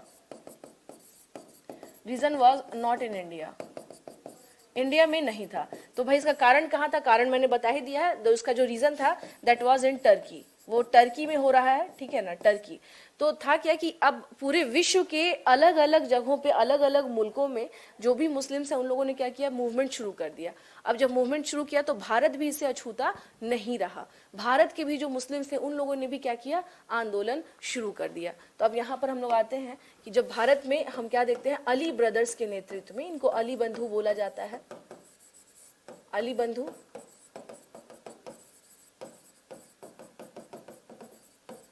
Ali brothers, ठीक है ना। तो अली बंधुओं के नेतृत्व में के नेतृत्व में खिलाफत आंदोलन चला। खिलाफत आंदोलन चला। देखिए सामान्य, ज़्यादा इसमें मैं डीप में नहीं जाऊंगी, बस मैंने आपको थोड़ा सा बता दिया है। ये दो भाई कौन थे? मोहम्मद अली और शौकत अली। ये दो भाई कौन थे? That was Mohammad Ali and Shaukat Ali, and Shaukat Ali, ठीक है ना। लेकिन इस अगर आंदोलन की बात करें तो इसमें सबसे बड़ा मोड़ यू टर्न कब आया? जब गांधी जी इससे जुड़ गए। इससे गांधी जी के जुड़ने के बाद क्या हो गया? ये आंदोलन जो है भारत में जोर पकड़ लिया इसने। जुड़ने के बाद इस आंदोलन में गति आई। इस आंदोलन में गति आई। इट मीन्स गति आई, इसका मतलब हुआ कि when Gandhi ji join this movement, यानी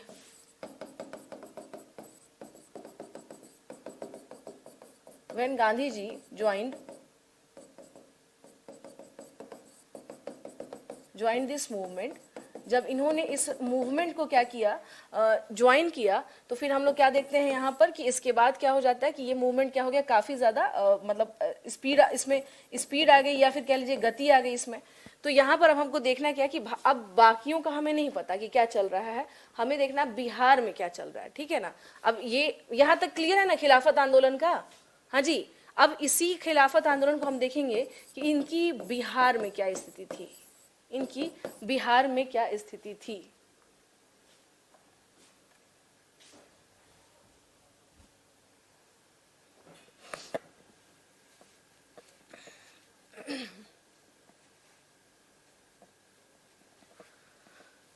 Shekhar, we don't go that condition that he was indulged in a war with other country or in Armenian context.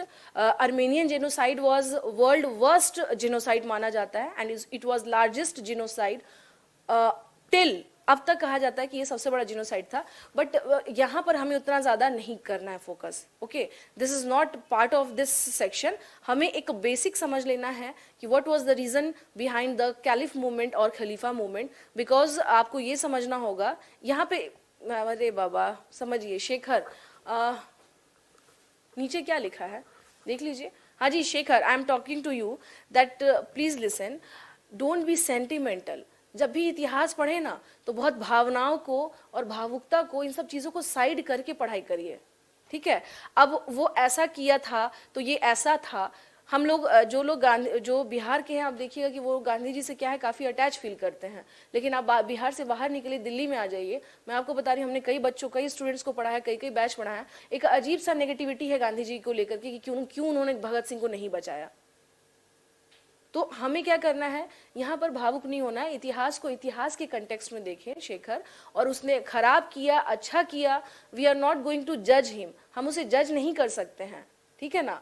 हमारा ये काम है। कोई भी अगर बुरा करता है, लेकिन हम अभी क्या पढ़ रहे हैं, हमें पढ़ना है खलीफा मूवमेंट की भाई, चूंकि ये इसकी पीछे की क्या थी, स्टोरी थी, that's why this will happen. ये हुआ। अभी अगर आप बात करें कि मैम अगर आपको ये है कि मैम जो इस कम्युनिटी में है तो ये ऐसी चीजें हैं, ये सब हम लोग को नहीं करना है ना।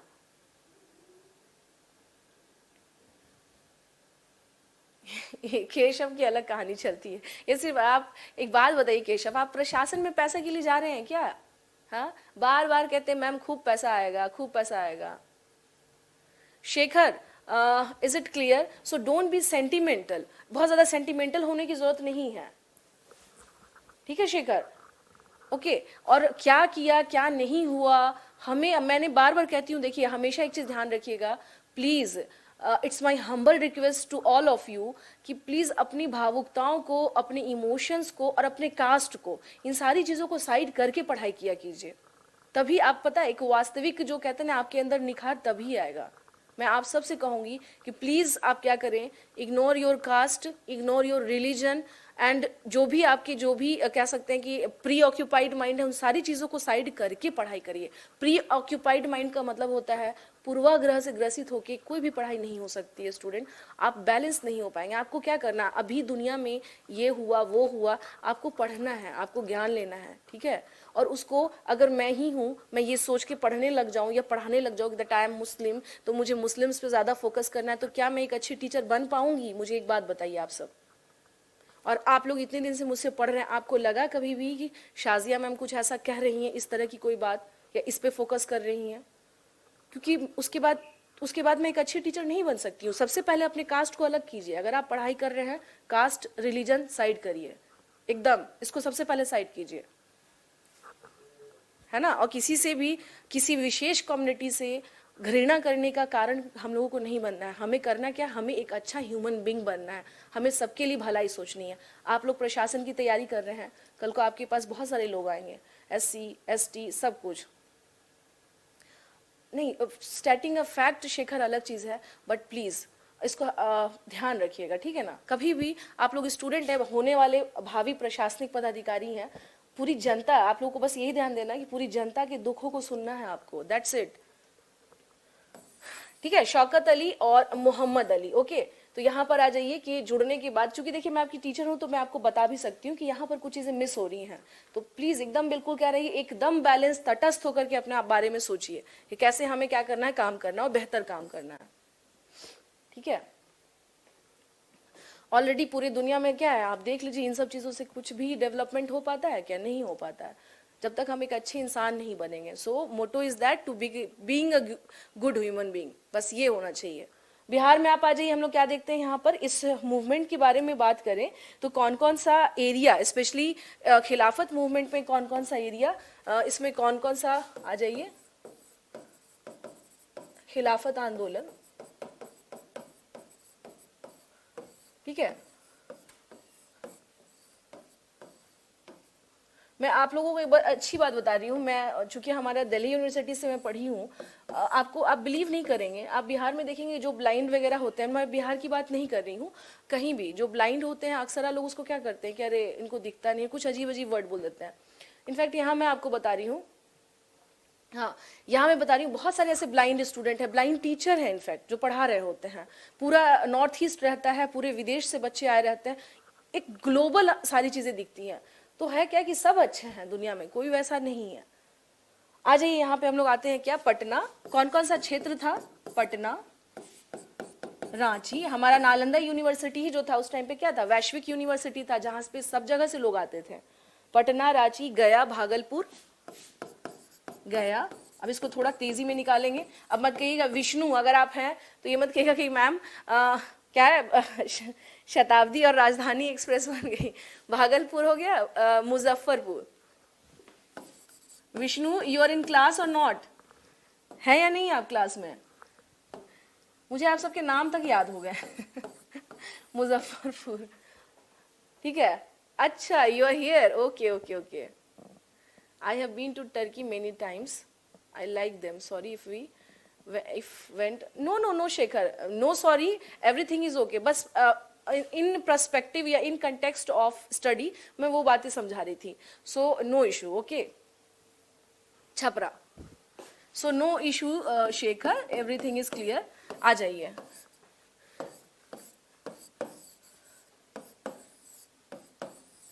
भागलपुर, ये कुछ क्षेत्र थे जो खिलाफत मूवमेंट में हम क्या देखते हैं, इनका काफी ज्यादा क्या रहती है, सक्रियता हमें दिखती है, सक्रियता दिखती है। विष्णु, अभी तक राजधानी एक्सप्रेस तो नहीं हो पाया है आई गेस चलिए आगे आते हैं हम लोग यहाँ पर। हाँ अब बात करेंगे बिहार में, कहाँ पर, ये पटना सिटी में। अब थोड़ा सा क्या है, मैं थोड़ा सा भी फास्ट करूंगी क्योंकि बीच में कुछ चीजें हम लोग कुछ डिस्कस करने लगे, दैट्स वाई पटना सिटी थोड़ा सा फास्ट करूंगी, स्टूडेंट विल मैनेज, आप लोग प्लीज मैनेज कर लीजिए, ठीक है।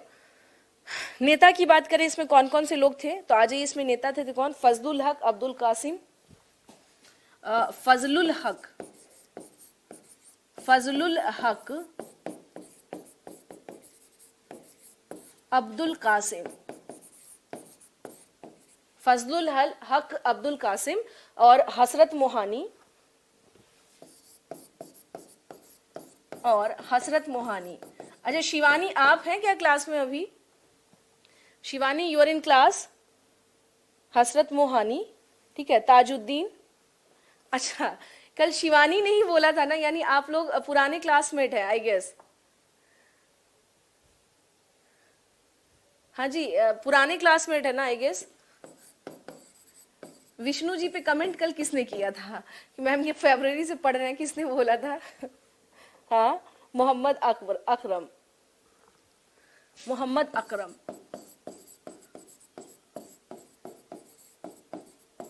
मोहम्मद अकरम।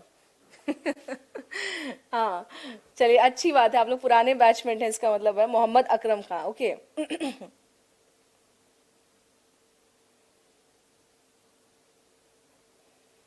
ठीक है, तो ये लोग क्या थे? ये लोग फजलुल हक, ओके, फजलुल हक, अब्दुल कासिम, हसरत मोहानी, ताजुद्दीन, इंग्लिश मीडियम ताजुद्दीन,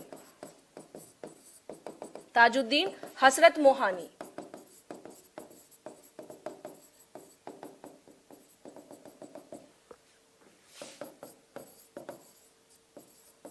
अब्दुल कासिम, ठीक है ना। तो ये लोग क्या थे? फजलुल हक, फजलुल हक, फजलुल हक। ओके, तो अब आ जाइए, यहाँ पे हम लोग कहते थे पटना सिटी में, यानी हम क्या देखते हैं कि इससे मेन खिलाफत आंदोलन के लिए क्या सक्रियता हमने यहाँ पर दिखाई देती है। सक्रियता यानी पटना में, हम लोग बिहार में बात करें तो सक्रियता कहाँ दिखाई दे रही है? पटना सिटी में काफी ज्यादा एक्टिविटीज हमें दिखाई दे रही थी। ठीक है, हसन इमाम भी थे ना। बता रही हूँ अभी। अभी इसका स्थापना मैंने कहाँ बताया है? ठीक है, ये लिख लिया आप लोगों ने, अगर लिख लिया होगा तो या फिर यहीं पे आ जाइए। 16 फरवरी 1919, ठीक है ना। 16 फरवरी 1919 को 1919 को हम लोग क्या देखते हैं? हसन इमाम, हसन इमाम के नेतृत्व में खिलाफत कमेटी क्या की गई? बनाई गई यहाँ पे बिहार में, ठीक है ना। चूंकि खिलाफत मूवमेंट चल रहा है तो खिलाफत कमेटी हम लोग कह सकते हैं, या क्या क्या की गई? बनाई गई। खिलाफत कमेटी बनाई गई in the leadership of Hasan इमाम।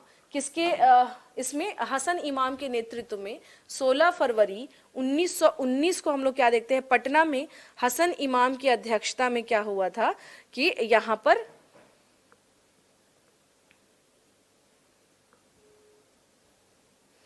ठीक है। चूंकि देखिए खिलाफत मूवमेंट के बारे में अगर बात करें, हाँ, खिलाफत मूवमेंट के बारे में अगर बात करें तो हमें इसके रिगार्डिंग, यानी स्पेशली बिहार के कंटेक्स्ट में बहुत ज़्यादा, चूंकि पूरे भारत में भी क्या था, इसका मेन कारण यहाँ था नहीं, जिसकी वजह से आप कह सकते हैं कि बहुत ज़्यादा क्या था यहाँ पर, वैसा सिनेरियो नहीं दिख रहा होता है, वैसा सिनेरियो हमें नहीं दिख रहा होता है।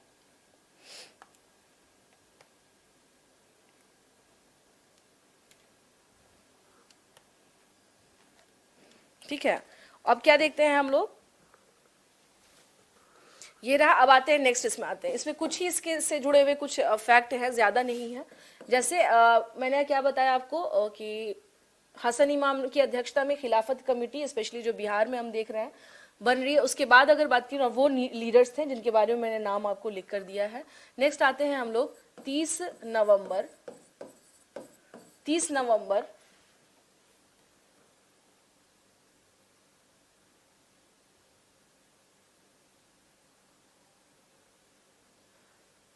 'Okay okay okay, it's okay okay okay Shivani, it's okay, no issue, कोई दिक्कत की बात नहीं है, कोई भी दिक्कत की बात नहीं है। ठीक है,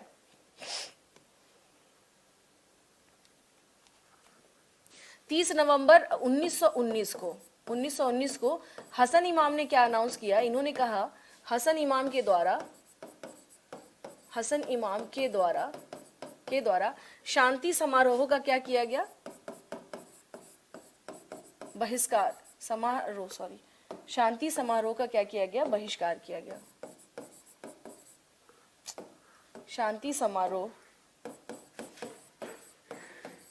का बहिष्कार किया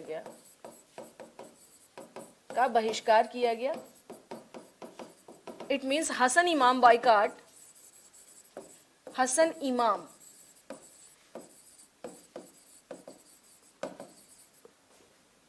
पीसफुल जो एक्टिविटीज थी या पीसफुल समारोह को कहते हैं फंक्शन, पीस फंक्शन जिसको कहा जाए, ऑन 30 नवंबर। चूंकि इसका देखिए रीजन यहाँ पर भारत में है नहीं, ये सारी चीजें इफेक्टिव कहाँ से होंगी, ये मैटर करेगा बाहर से ही, ठीक है ना। तो इन लोगों ने क्या किया था, और उसके अलावा बात करें और उसके अतिरिक्त अगर हम लोग बात करें तो हम लोग क्या देखते हैं यहाँ पर कि 24 और 25 अप्रैल को क्या किया था 1920 में पटना में क्या गतिविधि थी, आ जाइए। पटना में गतिविधि खिलाफत आंदोलन के लिए क्या एक्टिविटीज हो रही थी, तो अब आ जाइए 24 और 25 अप्रैल को सभाएं आयोजित की गई।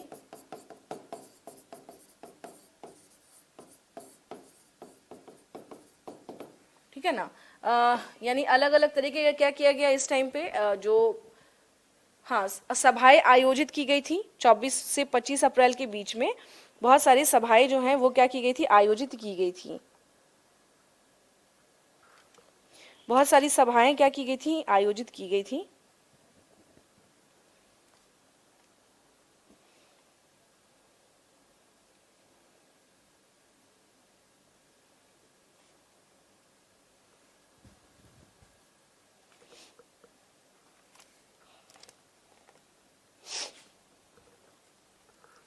और इसी दौरान यानी अप्रैल 1920, क्योंकि इस टाइम पे क्या किया गया था, तो अप्रैल 1920 यानी ये जो मूवमेंट चल रहा है, इसी दौरान मौलाना शौकत अली जो कि खिलाफत आंदोलन के क्या थे, मेन प्रणेता कह लीजिए, फाउंडर थे, मौलाना शौकत अली।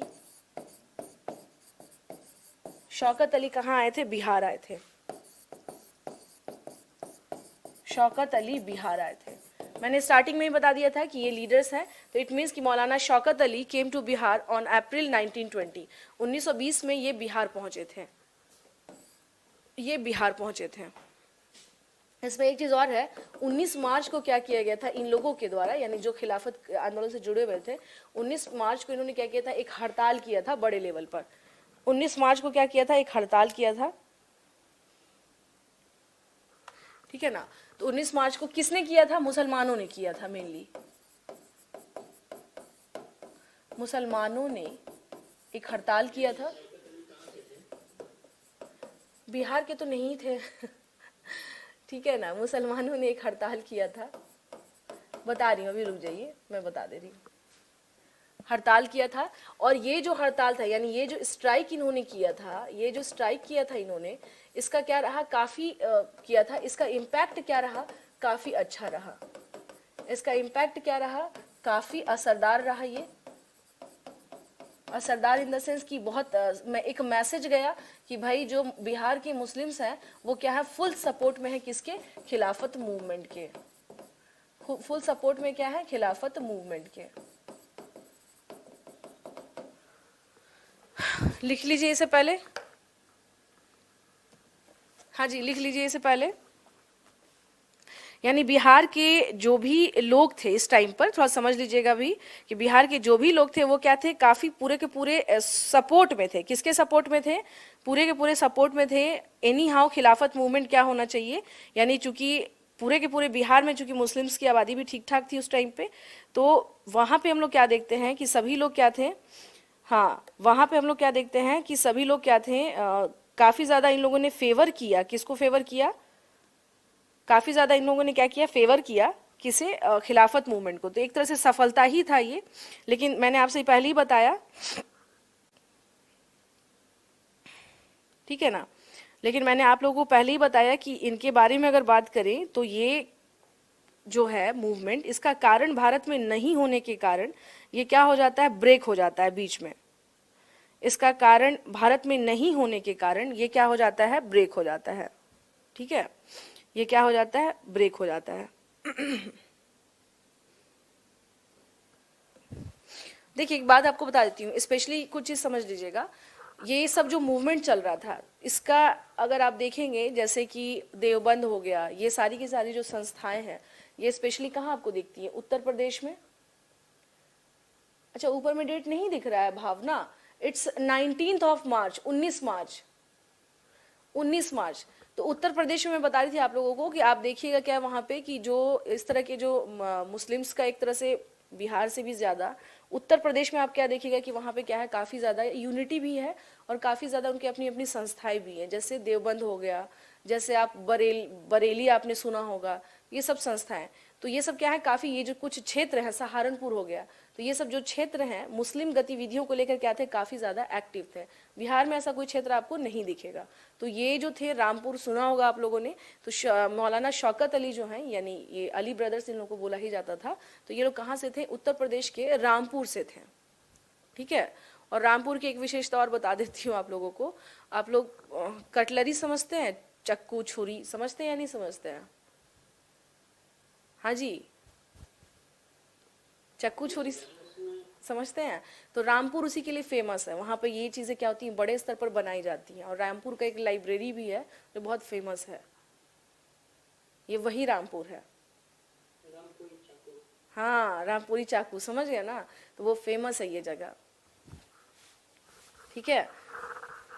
और वहाँ से जयाप्रदा भी नाम सुना होगा आप लोगों ने, सीट रहा है उनका, ये वही रामपुर है।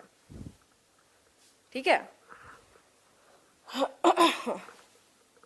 चलिए इसमें अब आगे बढ़े हम लोग, अब नेक्स्ट पर आए। अब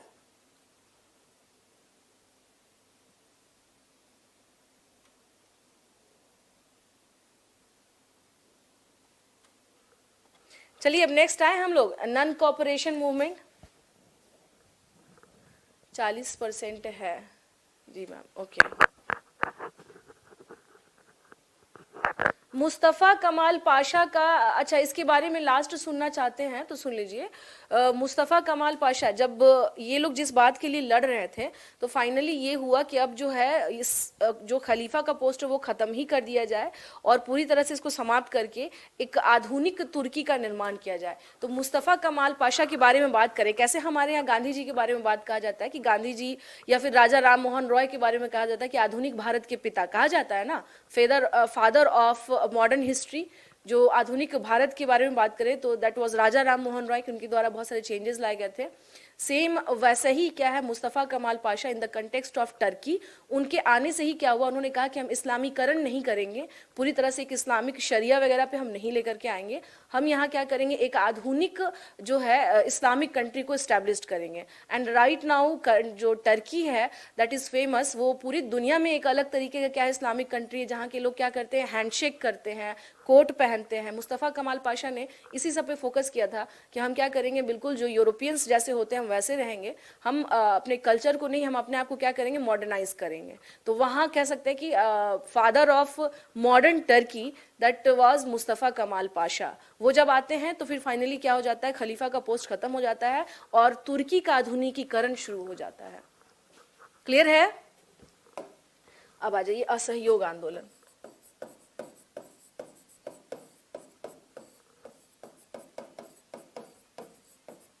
असहयोग आंदोलन,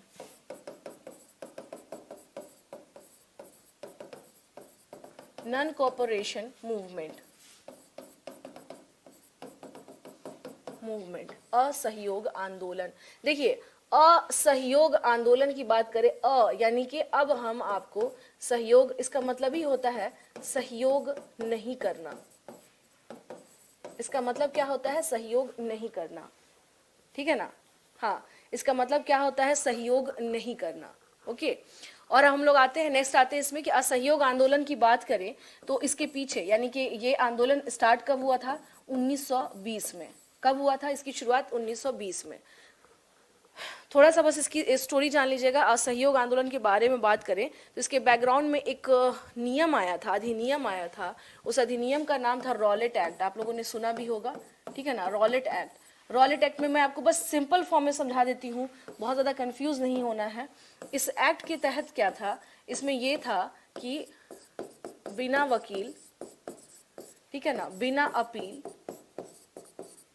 अपील और बिना दलील, इसे कहा जाता था, इस एक्ट का नुकसान क्या हुआ, यानी कोई व्यक्ति, इसमें ये था on the basis of doubt Britishers arrest anyone, वो किसी को भी अरेस्ट कर सकते थे। तो समस्या ये थी, अगर उनको ये पता चल जाए कि अगर कोई षड्यंत्र में उनके खिलाफ अगर शामिल है तो वो लोग क्या करते थे, तत्काल प्रभाव से उसे अरेस्ट कर सकते थे। इस अधिनियम जो ये 1919 में ये अधिनियम आया था, ये अधिनियम, ये जो एक्ट कब आया था, ये आया था 1919 में। सर सिडनी रॉलेट थे, उनके नेतृत्व में ये एक्ट आया था, और इसमें यही था कि अगर किसी पे शक होगा तो हम लोग उसको शक के आधार पे क्या करेंगे, अरेस्ट करेंगे। और अगर वो एक बार अरेस्ट हो गया तो वो बिना किसी, वो ना तो वकील कर सकता है, ना ही अपने लिए सेल्फ डिफेंस की बात कर सकता है, यानी दलील नहीं दे सकता है, और अपील नहीं किया जा सकता है, वकील नहीं रख सकता है। तो इसको काला कानून के नाम भी संज्ञा दी गई थी। काला कानून का मतलब ही होता है कि एक तरह से क्या था, ये ब्लैक लॉ था, यानी अगर कोई अरेस्ट हो गया तो फिर उसके रिलीज होने की संभावना खत्म। तो इसी से जुड़ा हुआ था ये जो नियम आया था। तो यहाँ पे एक छोटा सा स्टोरी सुन लीजिएगा कि सैफुद्दीन किचलू नाम था इनका, ठीक है ना। सैफुद्दीन किचलू जो थे, ये लोग अरेस्ट हुए थे इसी बेस पर, जिसको लेके जालियांवाला बाग में क्या हो रहा था, इसको लेकर मीटिंग हो रही थी, लोग आपस में कुछ बातचीत कर रहे थे, मेला लगा हुआ था, 13 मार्च 1919 की बात है ये। तो उसमें इन लोगों को क्या किया गया, जनरल डायर के द्वारा मार दिया गया, मारा नहीं गया, नरसंहार किया गया, बड़े लेवल पर लोगों को नरसंहार किया गया। तो उसके बाद था क्या, यानी कि इस आंदोलन के पीछे का कारण क्या था, जालियांवाला बाग कांड सबसे बड़ा कारण, क्योंकि इसमें बहुत सारे इनोसेंट लोगों की क्या हो गई थी, हत्या कर दी गई थी। बहुत महिलाएं, बच्चे, बूढ़े बुजुर्ग, बहुत सारे लोग थे जिनको क्या किया गया था, इसमें गोली चला दी गई थी। तो इस वाली घटना में यानी कि था क्या कि ये जो घटना हुई थी जालियांवाला बाग कांड, और इसके पीछे का कारण मैंने बता ही दिया कि वहाँ के पंजाब के 2 लीडर्स क्या थे, अरेस्ट हुए थे इसी बेस पे, इसी कानून के तहत, जिसको लेकर के वहाँ पे लोग मीटिंग कर रहे थे किस तरह से उनको रिलीज करवाया जाए, क्योंकि ऑप्शन ही नहीं है। तब तक में जनरल डायर आता और उसने क्या किया, गोली चलाने के आदेश दे दिए।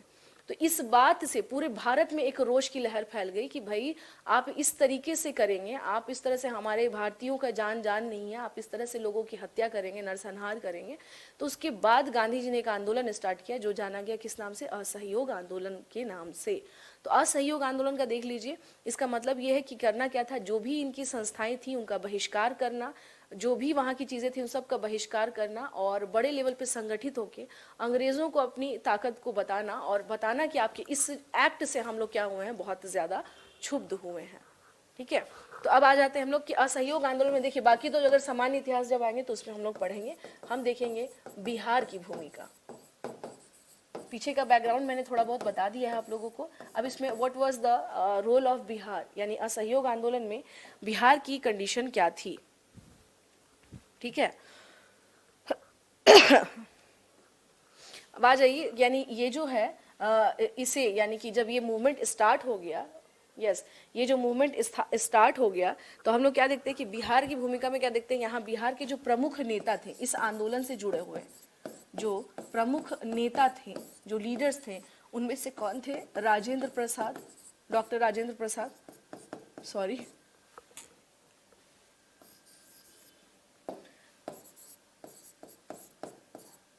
डॉक्टर राजेंद्र प्रसाद, ठीक है, और ब्रज किशोर प्रसाद, ब्रज किशोर प्रसाद। क्योंकि हम लोग बिहार हिस्ट्री पढ़ रहे हैं ना, तो बाकी तो नॉर्मल हिस्ट्री में उसको क्या किया जाएगा, कवर करवाया जाएगा। ब्रज किशोर प्रसाद, मोहम्मद शफी,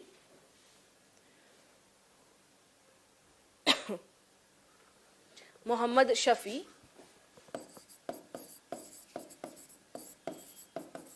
मोहम्मद शफी, अनुग्रह नारायण सिंह, ये कुछ लीडर्स थे जो फेमस थे। अनुग्रह नारायण सिंह, ये क्या थे, कुछ फेमस लीडर्स थे जो किससे जुड़े हुए थे, इससे जुड़े हुए थे, अनुग्रह नारायण सिंह। ठीक है, तो ये क्या थे, ये कुछ लीडर्स थे, यानी प्रमुख नेता थे असहयोग आंदोलन के दौरान।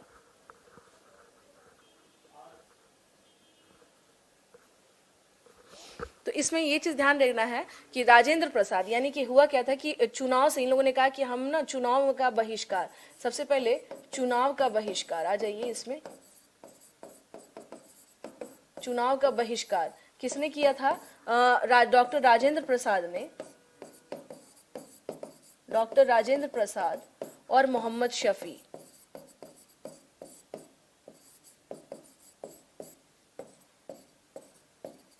डॉक्टर राजेंद्र प्रसाद और मोहम्मद शफी। अब क्या था कि बहिष्कार करना था, समझिए, यानी कि असहयोग आंदोलन का मतलब ही ये था कि हम आपको अब किसी भी लेवल पे सपोर्ट नहीं करने जा रहे हैं। We are not going to support at any moment, at any place, कहीं पे भी, या फिर in the context of economically, या आप कह लीजिए कि सोशली, किसी भी तरीके से हम आपको हेल्प नहीं करने वाले हैं बिकॉज ऑफ योर कल्ट। जो आपने किया है दैट्स वाई हम क्या है, हमारा जो एंगर है जिसके कारण हम क्या कर रहे हैं, आपका बाइकाट कर रहे हैं। ये कंप्लीट बाइकाट था। जैसे आप सरकारी विद्यालय, इन सारी चीज़ों का क्या करना था, हाँ, बहिष्कार करना था। अब आते हैं हम लोग यहाँ पे कि अदालतों का बहिष्कार, यानी कि जो इनके द्वारा जो बहुत सारे ऐसे लोग थे जो क्या थे, आ जाइए, अदालत का बहिष्कार।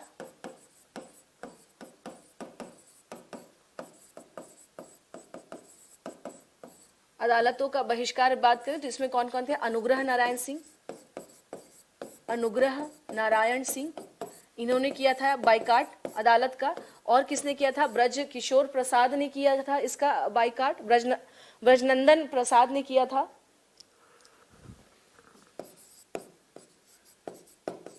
ब्रजनंदन प्रसाद और महेंद्र प्रसाद, और महेंद्र प्रसाद, ये बिहार के वो लीडर्स थे जो अलग अलग फ्रंट पे क्या कर रहे थे, काम कर रहे थे। जैसे कि हम अदालत का क्या करेंगे, यानी जुडिशियरी सिस्टम का हम क्या करेंगे, यहाँ पे कंप्लीट बाइकाट करेंगे।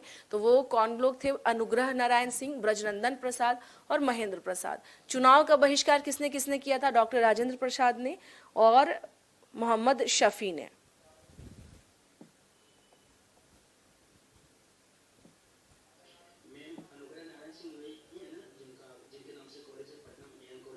हाँ हाँ, वही है वही है। ये लोग चूंकि वहाँ के इसमें आंदोलन में बहुत ज़्यादा एक्टिव थे ना, तो इनके नाम से आप हर जगह देखिएगा कि कुछ ना कुछ है, अनुग्रह नारायण सिंह जो है।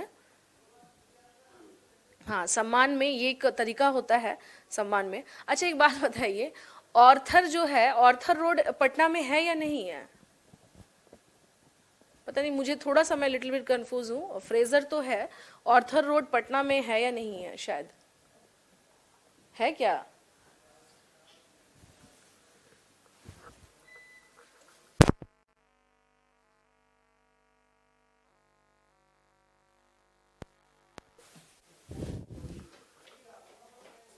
ये क्या हो गया, तो चल पाएगा क्लास?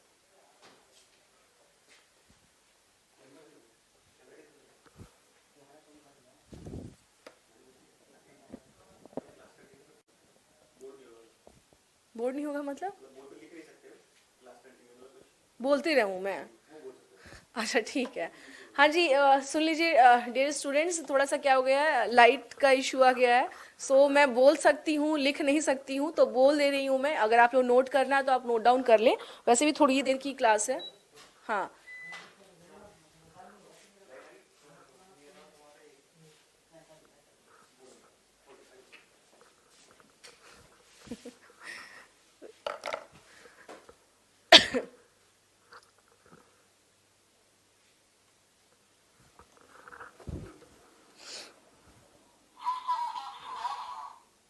क्या आवाज हो रहा है?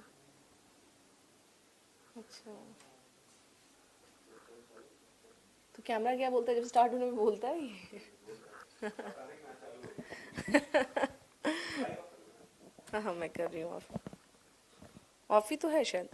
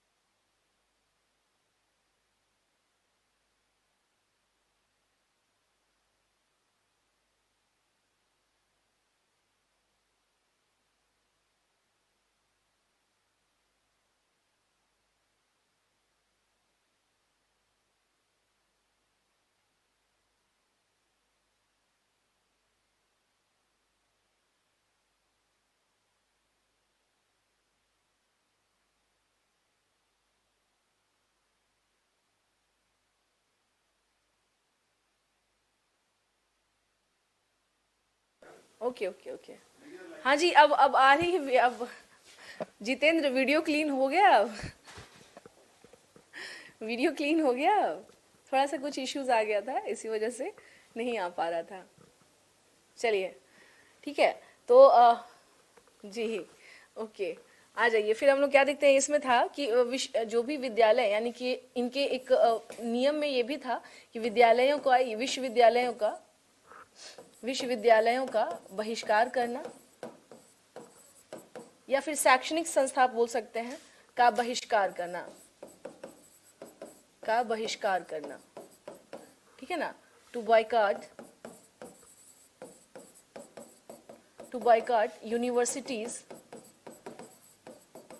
University and schools which is related to Britishers, जो किससे संबंधित हो? ब्रिटिशर्स से। यानी अंग्रेजों से संबंधित जो विश्वविद्यालय है।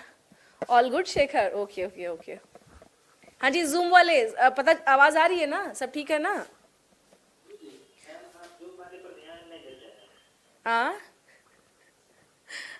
क्या कर रहे हैं मैम? क्या नहीं देते हैं? मैं तो जूम वाले से प्रॉपर बात करती हूँ। क्या बात कर रहे हैं? हाँ हाँ जी, जूम वाले, मैं आप लोग पे ध्यान नहीं देती हूँ। बताइए कि इल्जाम लग रहा है हमारे ऊपर, जल्दी बताइए जूम वाले। क्या? अच्छा, आप लोग का नाम नहीं लेती हूँ। एक्चुअली आप लोग का नाम मुझे पता नहीं चल पाता, दिखता नहीं है ना। बाकी कमेंट्स में सबके नाम आते हैं, आप लोग का नाम मुझे दिखता नहीं है, दैट्स वाई मैं नाम नहीं ले पाती हूँ। इसके लिए जिनका नाम नहीं ले पाती इसके लिए सॉरी मैं। लेकिन है क्या समस्या है कि मुझे दिख नहीं पाता है नाम आप लोगों का, ठीक है ना। ब्रिटिशर्स, अच्छा आप आ जाइए जूम वाले। आप लोगों से मुझे ऐसा कोई दिक्कत नहीं है भाई, आप इतने अच्छे स्टूडेंट हैं आप सभी के सभी। चलिए हम अब आते हैं, इसमें क्या था कि इसमें ये बताया गया था कि अब जो स्टूडेंट्स हैं, यानी कि छात्रों को क्या किया जाएगा? वैकल्पिक शिक्षा की खोज की जा रही थी।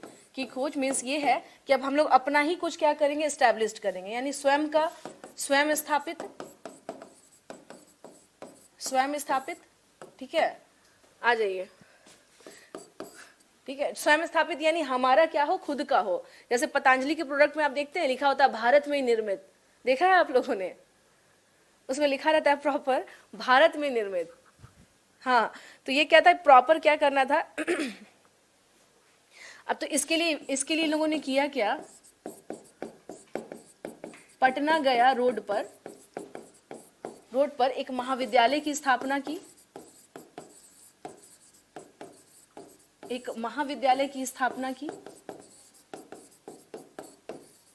स्थापना की। अच्छा सुनिए, कल ना अगर क्लास थोड़ी लंबी चलेगी तो रेडी रहिएगा, मैं पहले बोल दे रही हूँ, क्योंकि कल लास्ट क्लास होगी, ठीक है? क्या? हाँ, मैं वही कर रही हूँ, कल फिनिश हो जाए ताकि आप लोग भी क्या होगा, अब मतलब कल मैं बात कर लेती हूँ आज। हाँ, आज मैं बात कर लेती हूँ, कल तैयार रहिएगा आप सब। एक महाविद्यालय की क्या की गई थी? स्थापना की गई थी। नेक्स्ट आते हैं इसमें हम लोग ना रितेश कर रहे हैं ठीक है ना। तो इसी राष्ट्रीय महाविद्यालय प्रांगण समझते हैं आप लोग? महाविद्यालय के परिसर में नाम कैंपस में ही बिहार विद्यापीठ, हाँ, के प्रांगण या उसके कैंपस में ही हम लिख देती हूँ, उतना ज़्यादा हिंदी ठेठ बहुत शुद्ध हिंदी में भी दिक्कत हो जाएगी। कि परिसर में, परिसर थोड़ा सा उसका सरल हिंदी हो गया। परिसर इन द सेंस इसके कैंपस में बिहार विद्यापीठ की स्थापना की गई थी। बिहार विद्यापीठ की स्थापना की गई थी। विद्यापीठ की स्थापना की गई थी।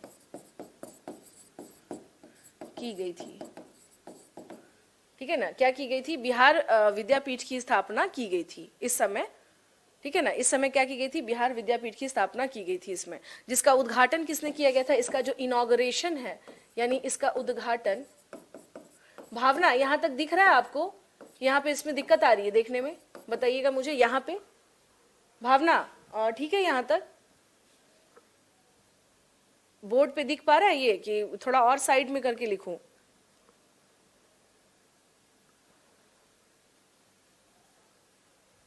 बड़ा किया जाएगा, यूपी, बंगाल और झारखंड के कुछ जिले इसमें जोड़े जाएंगे। केशव, कहा जाता है कि दिन में ख्याली पुलाव नहीं पकाने चाहिए, ठीक है ना? अब हम लोग ब्रिटिशर्स के टाइम पे नहीं है, सभी राज्यों का अपना अस्तित्व है। 1921 को गांधी जी के द्वारा किया जाएगा। 1921 को गांधी जी के द्वारा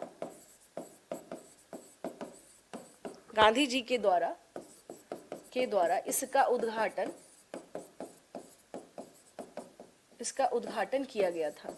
एक्चुअली था क्या ना, मैंने आपसे क्या कहा कि इनका ये था कि जो कोर्ट कचहरी है उसका आप बाइकाट करो, ठीक है? इनके जो भी एजुकेशनल इंस्टीट्यूट है उसका बाइकाट करो। उसके अलावा हम लोग क्या देखते हैं कि यहाँ पर कुछ क्रिएटिव वर्क्स यानी असहयोग आंदोलन में हम कह सकते हैं। विष्णु कह रहे मैम नहीं, तो विष्णु एक बात बताइए, हम लोग कौन से कोई ब्रिटिशर्स के जमाने में रह रहे हैं कि हमें इसको छीन लेना है, उसे जोड़ लेना है? ठीक है, जितना बिहार है हम उसे ही मजबूत बनाएंगे, क्या दिक्कत है ना? जितना है हम उसे ही पहले मजबूत बना ले, सब ले लें और किसी पे ध्यान ना दे, क्या फायदा है फिर? जहां जहां आप लोग प्रशासनिक पदाधिकारी बनिए वहां पे उत्कृष्ट सेवा दें आप लोग, ठीक है? जहां के मुखिया चुने जाए उसको क्या कहा जाए? आदर्श गांव कहा जाए। आदर्श गांव इन द सेंस कि यहाँ पे कोई निर्विरोध मुखिया जो चुने जाते हैं, वैसी स्थिति आ जाए ना बिहार में, फिर देखिए, तब देखिए फिर क्या स्थिति होती है।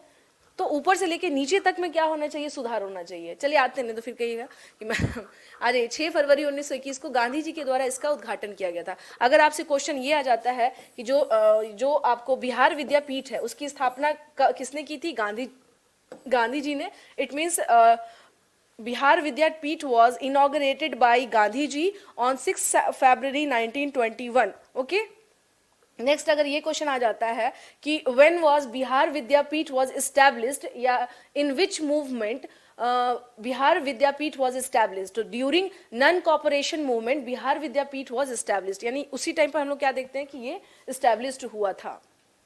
उसी टाइम पे क्या देखते हैं हम लोग? ये एस्टैब्लिश्ड हुआ था।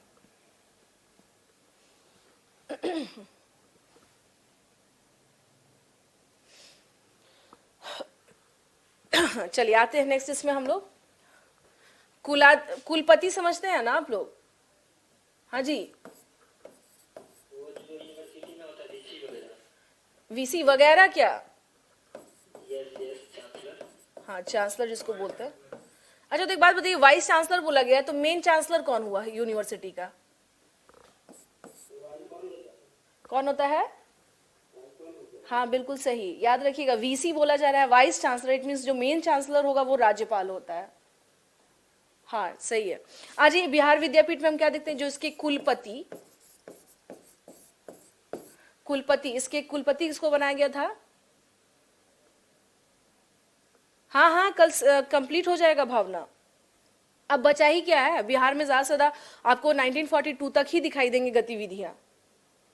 Am I right or wrong? Bharat छोड़ो आंदोलन तक क्या कहते हैं, जो शहीद हुए थे उस टाइम पे, स्पेशली 1942 में, वहां तक आप देखिएगा कि पूरी गतिविधि दिखाई देती है, स्पेशली बिहार के कंटेक्स्ट में, जो सबसे ज्यादा हाईली एक्टिव जो जोन रहा उस टाइम पे, ठीक है? तो इसके जो हम लोग बात करें अगर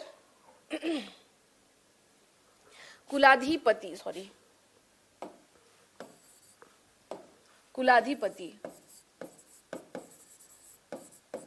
इसके कुलाधिपति की बात करें तो कौन थे ये? मजहरुल हक। क्या है मजहरुल हक? लिखो कुछ, मजहरुल हक, ठीक है ना? कुलाधिपति कौन है? मजहरुल हक। और नेक्स्ट बात करें कि इसके कुलपति कौन बनाए गए थे? राजेंद्र प्रसाद।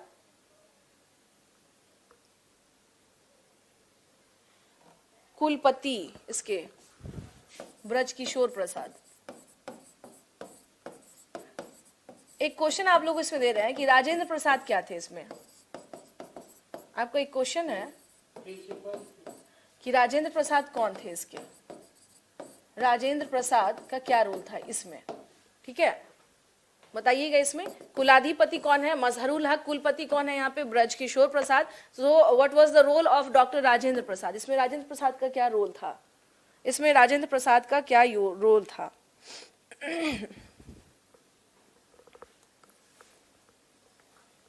अब इसी दौरान हम लोग क्या देखते हैं, 30 याद रखिएगा एक क्वेश्चन है जो खूब आता है आप लोगों के इसमें, हाँ एक क्वेश्चन है जो खूब आप लोगों के इसमें आ चुका है, मदरलैंड के बारे में, अखबार के बारे में खूब क्वेश्चन पूछ चुका है। तो 30 सितंबर 1921, 30 सितंबर 1921 को पटना के सदाकत आश्रम, पटना के सदाकत आश्रम, सदाकत आश्रम,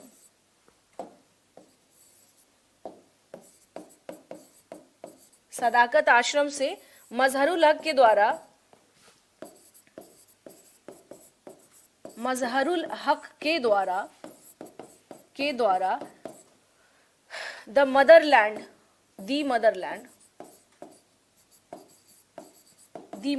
नामक अखबार निकाला जाने लगा। द मदरलैंड नामक अखबार निकाला जाने लगा, ठीक है। तो ये क्वेश्चन ना खूब आता है कि मदरलैंड जो है कहाँ से निकला था, मे भी हो सकता है उसमें ऑप्शन में दे दे आपको साबरमती आश्रम, ठीक है, अलग अलग इसका क्या करें ये लोग नाम दे दे, तो साबरमती आश्रम हो गया, सदाकत आश्रम हो गया, तो इस तरह से क्या हो कुछ ना कुछ आपके नाम दे सकते हैं, ठीक है ना, रामकृष्ण आश्रम भी कर सकते हैं ऑप्शन में। तो ये देख लीजिएगा पटना के सदाकत आश्रम में हम लोग क्या देखते हैं, जो मदरलैंड नाम का जो अखबार है वो निकाला जाने लगा, ठीक है,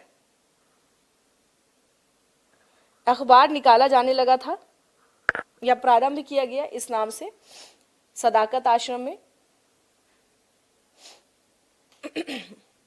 तो इस दौरान हम लोग क्या देखते हैं कि बहुत सारी चीजें हुई थी, बहुत सारी चीजें जैसे कि 22 दिसंबर, एक चीज और है कुछ लिख लीजिए यहाँ पे, अब लास्ट है तो ये हो ही जाए। 22 दिसंबर को ब्रिटेन के युवराज का पटना में आगमन हुआ, पटना में आगमन हुआ जिसका बहिष्कार किया गया, जिसका बहिष्कार किया गया, ठीक है। तो हम लोग क्या देखते हैं इस टाइम पे कि कौन आता है, ये 22 दिसंबर, सॉरी डेट नहीं लिखा मैंने, 1921 को कौन आता है यहाँ पे, जो ब्रिटेन का युवराज यहाँ पहुंचता है, जिसका यहाँ पर सम्मान नहीं करके उसे क्या किया गया, पूरे शहर में उस दिन क्या किया गया, स्ट्राइक रख दी गई, एक तरह से हड़ताल किया गया पूरे शहर में। तो ये किसके लिए किया गया था,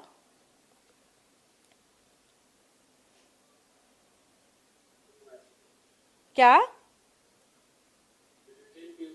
हाँ ब्रिटेन के युवराज के लिए क्या किया गया था। कुलाधिपति का होता है चांसलर, चांसलर होता है अभिषेक, इसका इंग्लिश, द इंग्लिश ऑफ कुलाधिपति इज चांसलर, ठीक है। क्योंकि ये ब्रिटिश गवर्नमेंट है ना, अभी के कंटेक्स्ट में देखिएगा, ब्रिटिश का गवर्नमेंट था उस टाइम का शासन चल रहा था, तो इसी वजह से हम लोग क्या देखते हैं, हाँ ब्रिटिश का क्या था उस टाइम पे मेन शासन था, तो इसी वजह से क्या था वहां पे उस समय पे जो भी चांसलर होगा, तो अगर अब ना है भाई पॉलिटी एक पूरा संविधान के आधार पे भारत चल रहा है, उस टाइम पे वैसा इस कंडीशन नहीं था, तो कुलाधिपति का मतलब ही हो जाता है क्या, चांसलर।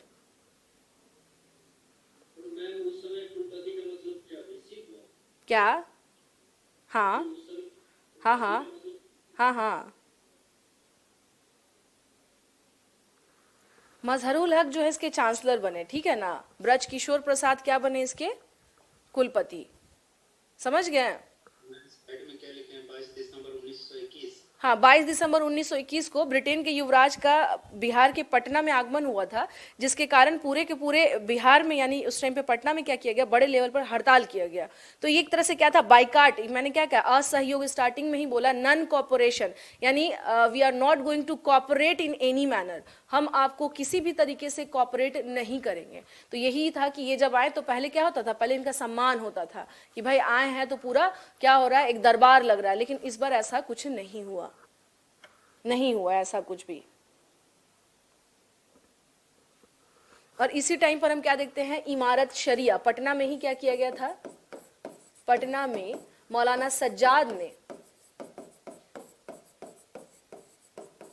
सज्जाद ने क्या किया, इमारत शरिया की स्थापना की। इमारत शरिया के श्लोक कहते हैं, शरिया की स्थापना की, इसी समय स्थापना की। ये भी एक संस्था थी, दैट वाज नोन एज, यहां पे लिख दे रही हूं, इमारत शरिया।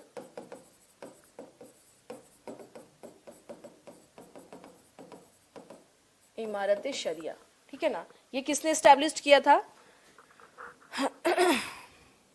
मतलब उस टाइम पे संगठन बनने लगातार क्या हो चुके थे, शुरू हो गए थे, लगातार क्या बन रहे थे, उस टाइम पे संगठन बनना शुरू हो चुके थे। तो ये हम लोग क्या देखते हैं इस टाइम पर कि ये एक बहुत बड़ा रोल था, यानी कि कोशिश की गई थी कि कहीं ना कहीं से हम लोग को क्या करना है, जितना हो सके अपने संस्था बनाने हैं। ये एक नियम था, ठीक है ना। ये क्या था कि अपनी संस्थाओं पर जोर दिया गया था, अपनी संस्थाओं पर क्या किया गया था, जोर दिया गया था कि जितना हो सके, जितना हो सके हम लोग अपनी संस्था को क्या करेंगे, डेवलप करेंगे। चाहे वो क्या कहते हैं, हिंदू धर्म से संबंधित संस्था हो, या फिर हाँ ये हिंदू धर्म से संबंधित लोग हों, चाहे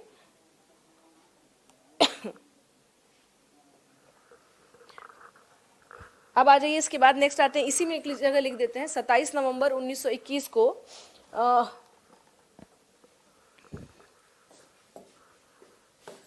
इसका एक पॉइंट और लिख लीजिएगा, 27 नवंबर, ये कुछ संस्था थे जो क्या हुए थे, स्टैब्लिश्ड हुए थे। 1921 को प्रांतीय कांग्रेस कमेटी ने, प्रांतीय कांग्रेस कमेटी ने क्या किया था इस टाइम पे, किसकी स्थापना की थी, कौमी सेवक दल की स्थापना की, कौमी सेवक दल। अब ये सब क्या है, प्रीलिम्स के फैक्ट हैं जो आपको क्या करने, ध्यान रखने हैं।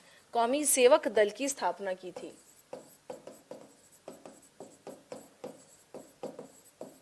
दल की स्थापना की थी, कौमी सेवक दल की स्थापना की थी।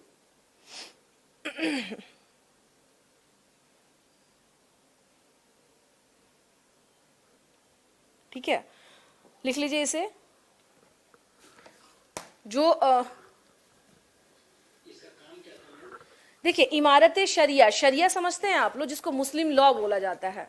शरिया होता है ना, सुना होगा आप लोगों ने, मुस्लिम लॉ इसको कहा जाता है। लॉ का उर्दू टर्मिनोलॉजी जो है उसको कहते हैं शरिया या शरा, बेसिकली ये शरा टर्मिनोलॉजी से निकल कर आया है, शरिया। तो मुस्लिम पर्सनल लॉ बोर्ड को अभी के टाइम पे है, लेकिन ये बेसिकली क्या था, जो मुस्लिम्स लॉ है उसको क्या करे, रेगुलेट करे, इमारत शरिया। तो होता क्या है, जैसे बहुत सारे ऐसे कॉन्फ्लिक्ट होते हैं अभी के टाइम पे, मैं बता देती हूँ, मुस्लिम कम्युनिटी में जैसे कुछ जगह पे ऐसा होता है ना कि किसी के हस्बैंड ने छोड़ दिया है, वो चले गए कहीं और विवाह कर लिया कहीं और, वाइफ जो है वो अकेले है, तो ऐसी कंडीशन में ये लोग को अगर केस करना होता है तो वो कहाँ करते हैं, वो करते हैं इमारत शरिया में। ठीक है, तो इस तरह के जो भी कॉन्फ्लिक्ट है या डिस्प्यूटेड मैटर्स हैं वो कहाँ देखे जाते हैं, इमारत शरिया में। अभी के टाइम पे इसकी स्थिति मैं बता रही हूँ। तो ये था क्या कि जो भी इस समुदाय से संबंधित जो परेशानियां हैं या इस तरह की जो भी कॉन्फ्लिक्ट्स या डिस्प्यूटेड मैटर्स हैं वो यहाँ पे सॉर्ट आउट किए जाते हैं। एक वर्ड में इसको समझ लीजिए, ठीक है। अब कौमी सेवक दल की बात करें तो देखिए ये क्या है, कौमी भी है और सेवक दल भी है। क्या टाइम हो गया क्या? हाँ, अच्छा ये बच गया, ठीक है। तो कौमी सेवक दल की अगर हम लोग बात करें तो ये क्या है, एक तरह से कौमी का मतलब है कि कौम का, और सेवक मतलब होता है यानी सभी कौम। तो इसको चूंकि प्रांतीय कांग्रेस कमेटी, या एक चीज ध्यान रखिएगा, कांग्रेस पार्टी यानी इंडियन नेशनल कांग्रेस पार्टी अलग थी जो पूरे के पूरे दिखाई देती है आपको। हाँ, भारतीय राष्ट्रीय कांग्रेस अलग है, लेकिन उसके ही अलग अलग जगहों पे जो है उसके विंग बने थे जो प्रांत लेवल पे। तो बिहार में भी प्रांतीय कांग्रेस कमेटी क्या हुई थी, स्थापित हुई थी, ये सब मैं कल बता दूंगी आपको। और उससे ही उसने जो इस टाइम पे यानी असहयोग आंदोलन के दौरान प्रांतीय कांग्रेस कमेटी के द्वारा कौन सी संस्था स्टैब्लिश की गई थी, दैट वाज कौमी सेवक दल। ये ध्यान रखना है आपको। इसके बारे में जो भी अब जो इंफॉर्मेशन है वो कल के क्लास में मैं आप लोग को दे दूंगी, स्पेशली प्रांतीय कांग्रेस कमेटी। हाँ, कल सैटरडे है तो कल क्लास नहीं होगी। अच्छा, मैं बात करती हूँ, रुकिए अभी, ठीक है।